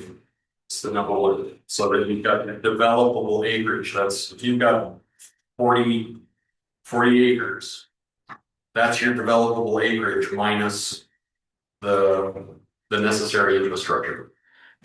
The buildable acreage is the land that is not restricted by slope, wetland, sensitive areas, proximity to somebody's wellhead, all of those things that say, well, we don't want, or even like the setbacks that you create, that is not part of your buildable area within the lot. You may have a 3-acre lot, but you can't put the house anywhere you want. You might have a steep slope, you might be too close to the street, you might be too close to a stream, things like that. So the buildable acreage is smaller than the developable acreage. And typically what is done in Utah is lots are made in sensitive areas with developable acreage as part of the lot, but it is not buildable because of other sensitivity reasons. So you could have 2 acres of wetlands on your 1 3-acre parcel, but you still have an acre of property to build a house on. Okay. And the city can restrict how close to those wetlands you can build, but it still leaves you with enough net developable acreage, that minimum 3 acres that is required to get your one house building permit. Okay, can I make it concrete? Or do you want to be? No, it was Sean and Hickman, but Seed decay, there you go. and then I'll eventually. In practical terms. Okay, so if you extract the last two bullets, sensitive lands, wetlands, from the calculation, you get fewer homes in the subdivision, right? Okay, and if some of those areas may or may not be buildable, some may be buildable. But it's just saying we're not going to have greater density just because you might include these two categories.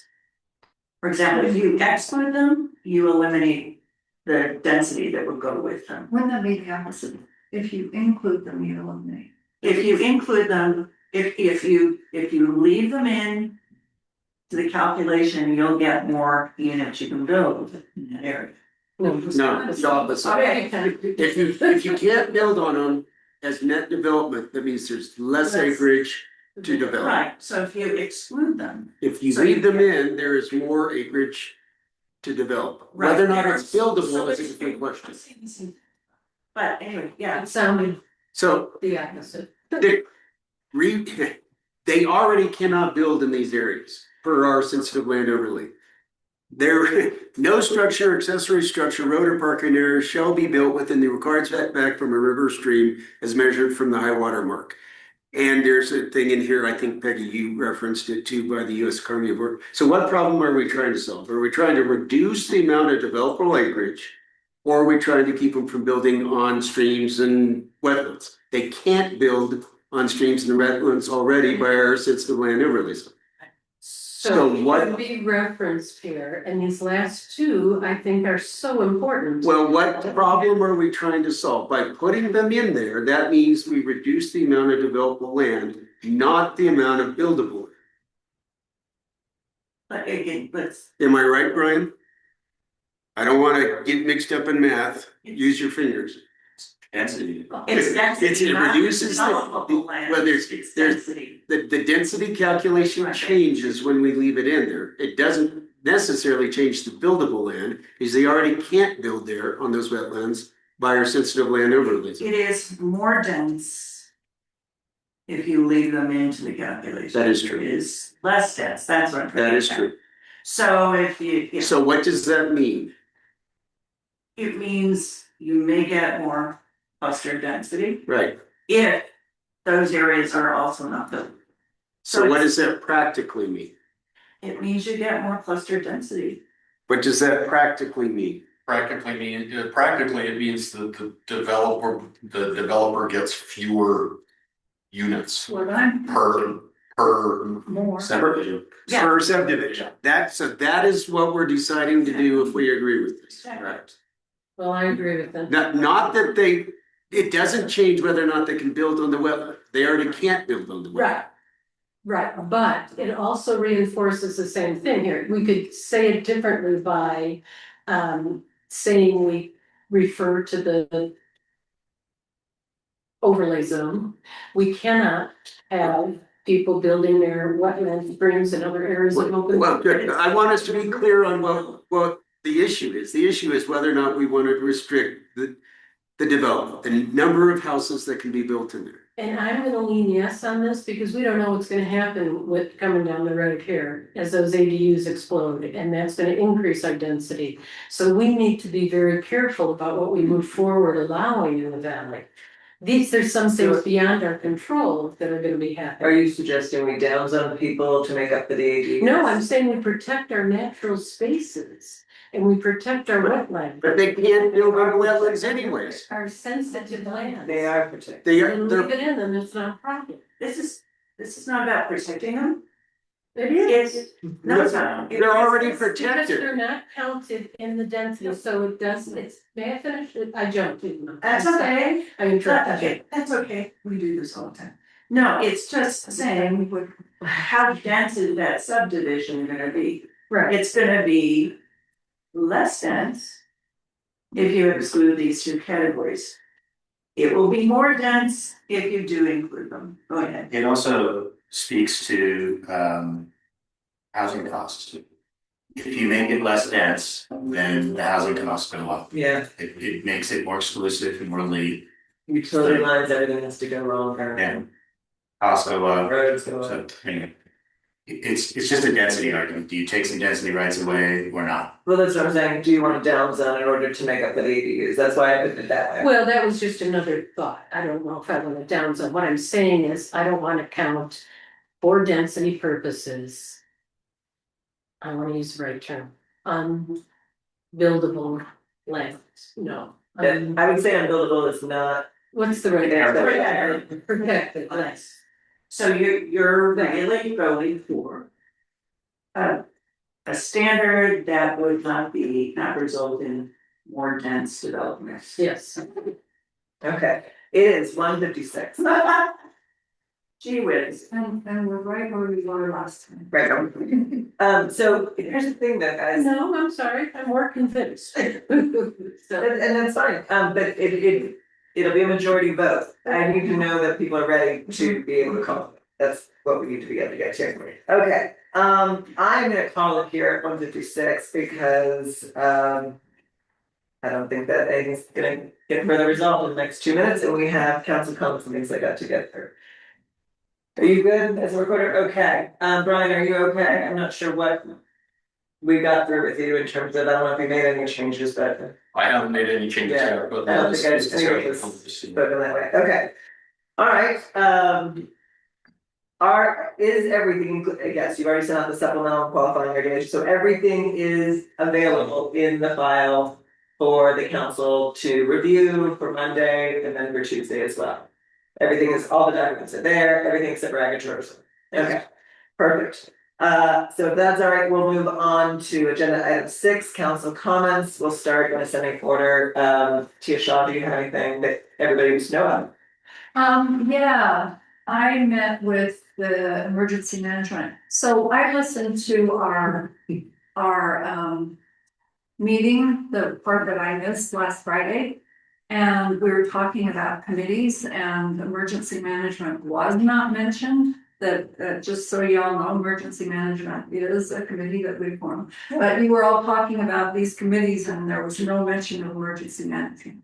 So that is one of the committees. And you were talking about an ordinance for dark sky committees, and I'm still questioning what is going on with emergency management, since I'm not sure if it should be, or it was a resolution. It's a resolution. If there should be a resolution for emergency management, or if it's just. There doesn't, yeah, there doesn't need to be. It was a situation that our attorney was advising, it was overly formal, but we moved forward. Well, and we're working towards a plan for the city.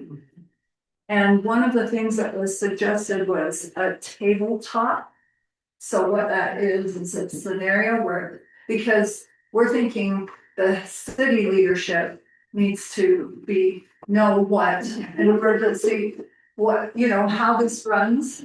Should be the city leadership that knows first. Well, you have to create an emergency plan for it. Yeah. Yeah, for the city to adopt it and then put out. So the thought was doing a tabletop with the city leadership and possibly the departments like the fire department and, having an activity like that.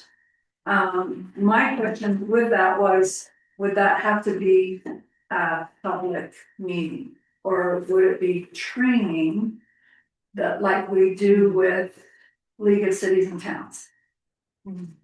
It could be demonstrated. I could make an argument it's true, having gone through hundreds of those in my life. I would just say support it. I don't also say, why not make it public meeting, because I think it's good for the public to see and watch, and it's part of educating the public about that's what you do in emergencies. And So, yeah, either way it could work, but You could start with training the six of us on roles and responsibilities for the city funding the plan, and then we could actually do one that's a public meeting.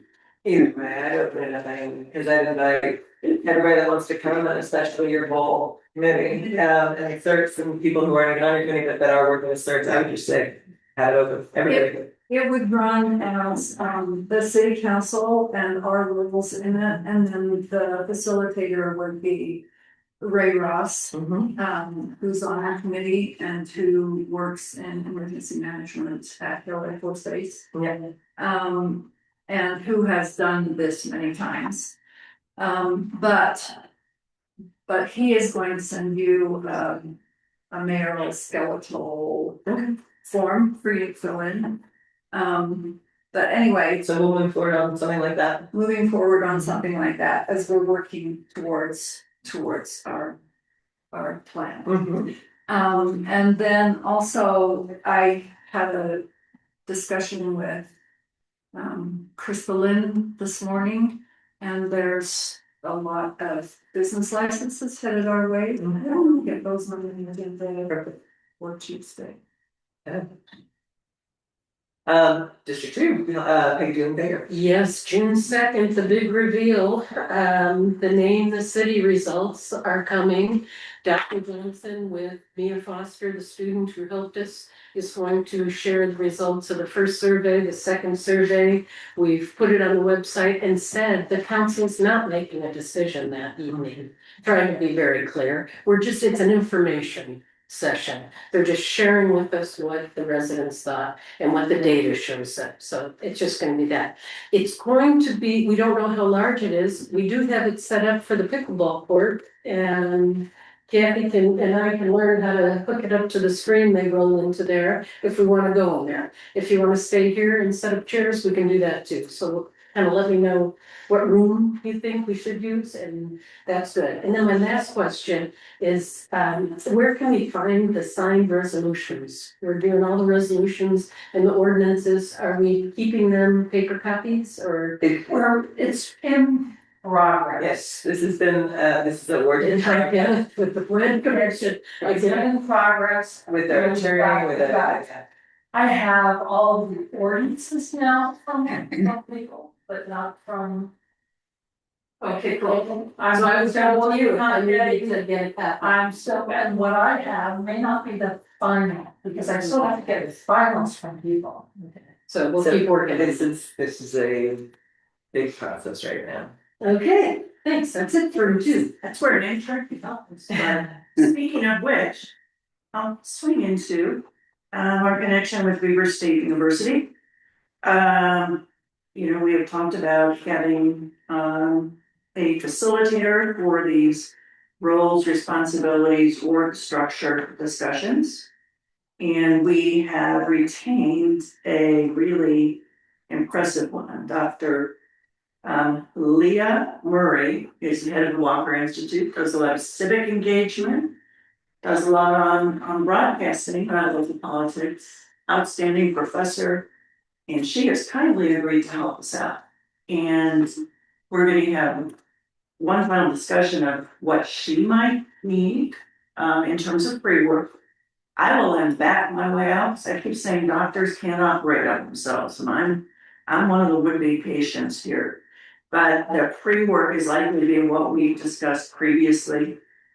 If you have a suggestion for an org chart, do it. If you have, one or two other ideas that would come up with first, you might want to work in advance. And then that will be distributed. We're working with her on a date, and then we will have a fabulous session, which itself has to be a public meeting, I do believe. So no dates yet. But no dates yet, yes. And you sent us an email about it. Yeah, she's just, we're very lucky. So, and that's it. All right, Chester isn't here, so let's go down here. We already talked about roads and the disaster that happens if we don't have the money. It's come to our attention that air brakes are being used in our city. Yes. Air brakes, jack brakes.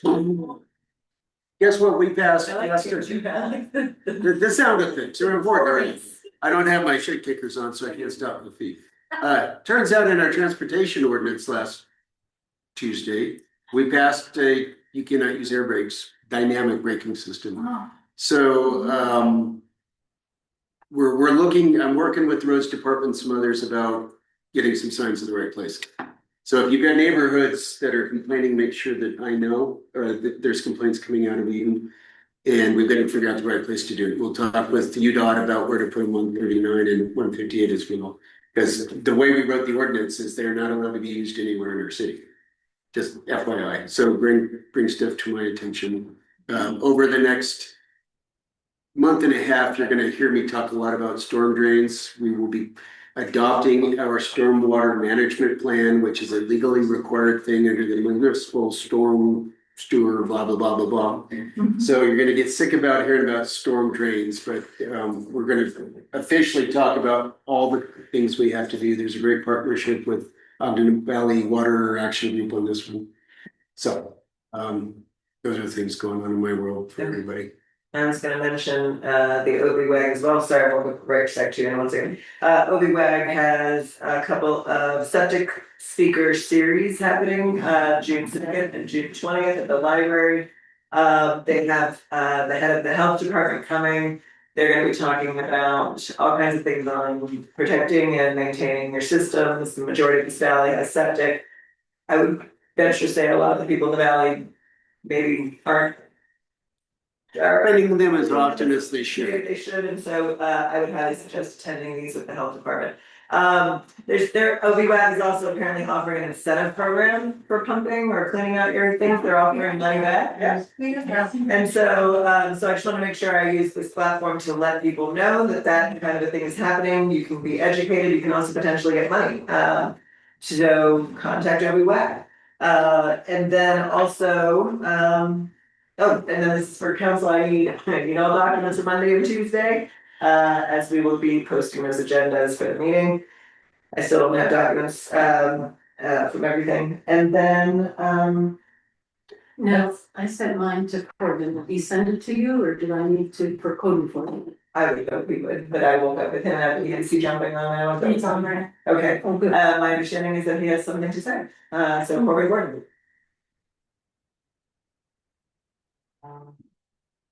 Hi, Mayor. There is a need to go into special session. I checked your agenda. There is, that has been noticed up. And so if we could do a motion to go into closed session for reasonably pending litigation. Okay, we had to double check, we had staff with a hard out at 2, which we are already 10 minutes over. Oh. But if we can, possibly, if it's IT or something, we can shut things down ourselves, how do we? Then we have to pull it back up. It's a special session, not we have separate. We do, but then we have to come back. Then we have to come back into this one. Back. Yeah. Is it, I don't know how to do. is it emergency level, Corbin, or can I wait till Monday? We can probably wait until Monday. We got a decision back on the tax commission, and so there's some things I wanted to talk about as far as options go. I know that there is, some pending deadlines here that are crucially Yeah, important. hold on, sorry, we got multiple people talking, 1 quick second, Corbin, so. First of all, I just wanna make sure that, so this isn't something, because you and I have not been able, you, myself, or even the finance team hasn't been able to have this discussion prior. You wanna, it's something that's immediate, that needs to be done immediately with all of council? Well, there's got to be some decisions made as far as how to proceed. I got their answer, their decision back here about an hour ago, hour and a half ago. I've been looking at what our options are. I think we do have some good options, but I wanted to discuss those. So as soon as, ultimately, I think this has got to be a decision made by the council, and everyone needs to understand where we are. When does the decision have to be made by? Does not have to be made today. I believe, Kay, wasn't there some form of a filing deadline? Monday the 1st. That's why we were, hold on, 1 second, but that's why we were talking about how if we were gonna do certain things, which apparently we need to be in closed session to discuss, that would happen on Friday, so. We have, staff will not be, yes. Staff will be here today, not Right. Monday. Staff will not be here on Monday, I will not be here Monday, I've got WACOG, and so, Is staff able to stay on another, I don't know, 20 minutes? I can, sure. Okay, we've got staff All that right. says yes, 20 minutes. We've got 2 people or so to move. Thank you all for coming and sitting through 3+ hours. I will email you your team link for me. She's gonna email you the link. We're gonna go into closed session. So, everybody online. You and line view, this meeting will continue to on while we're in closed session, then we will come back to close. Are we done with staff? Yes. You guys. Yes.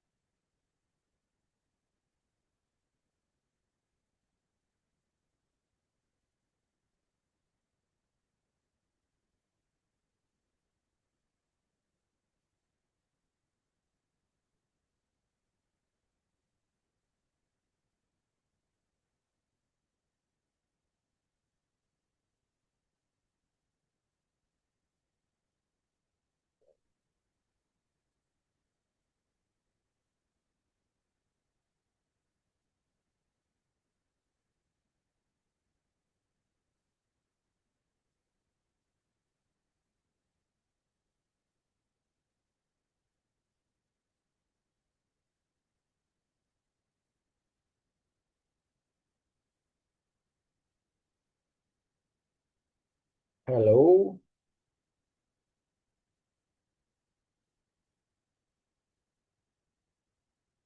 Hello?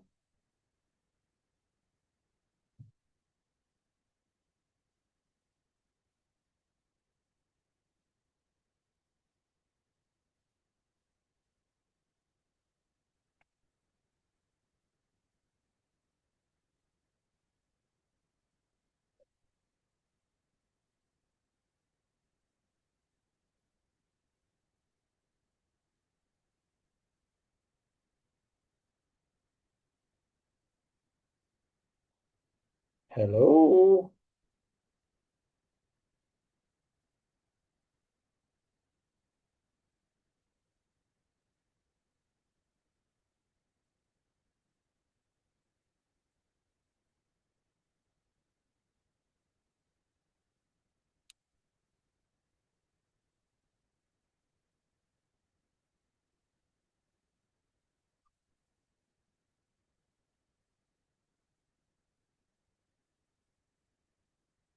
Hello?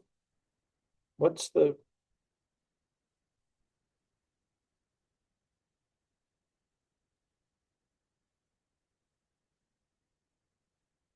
what?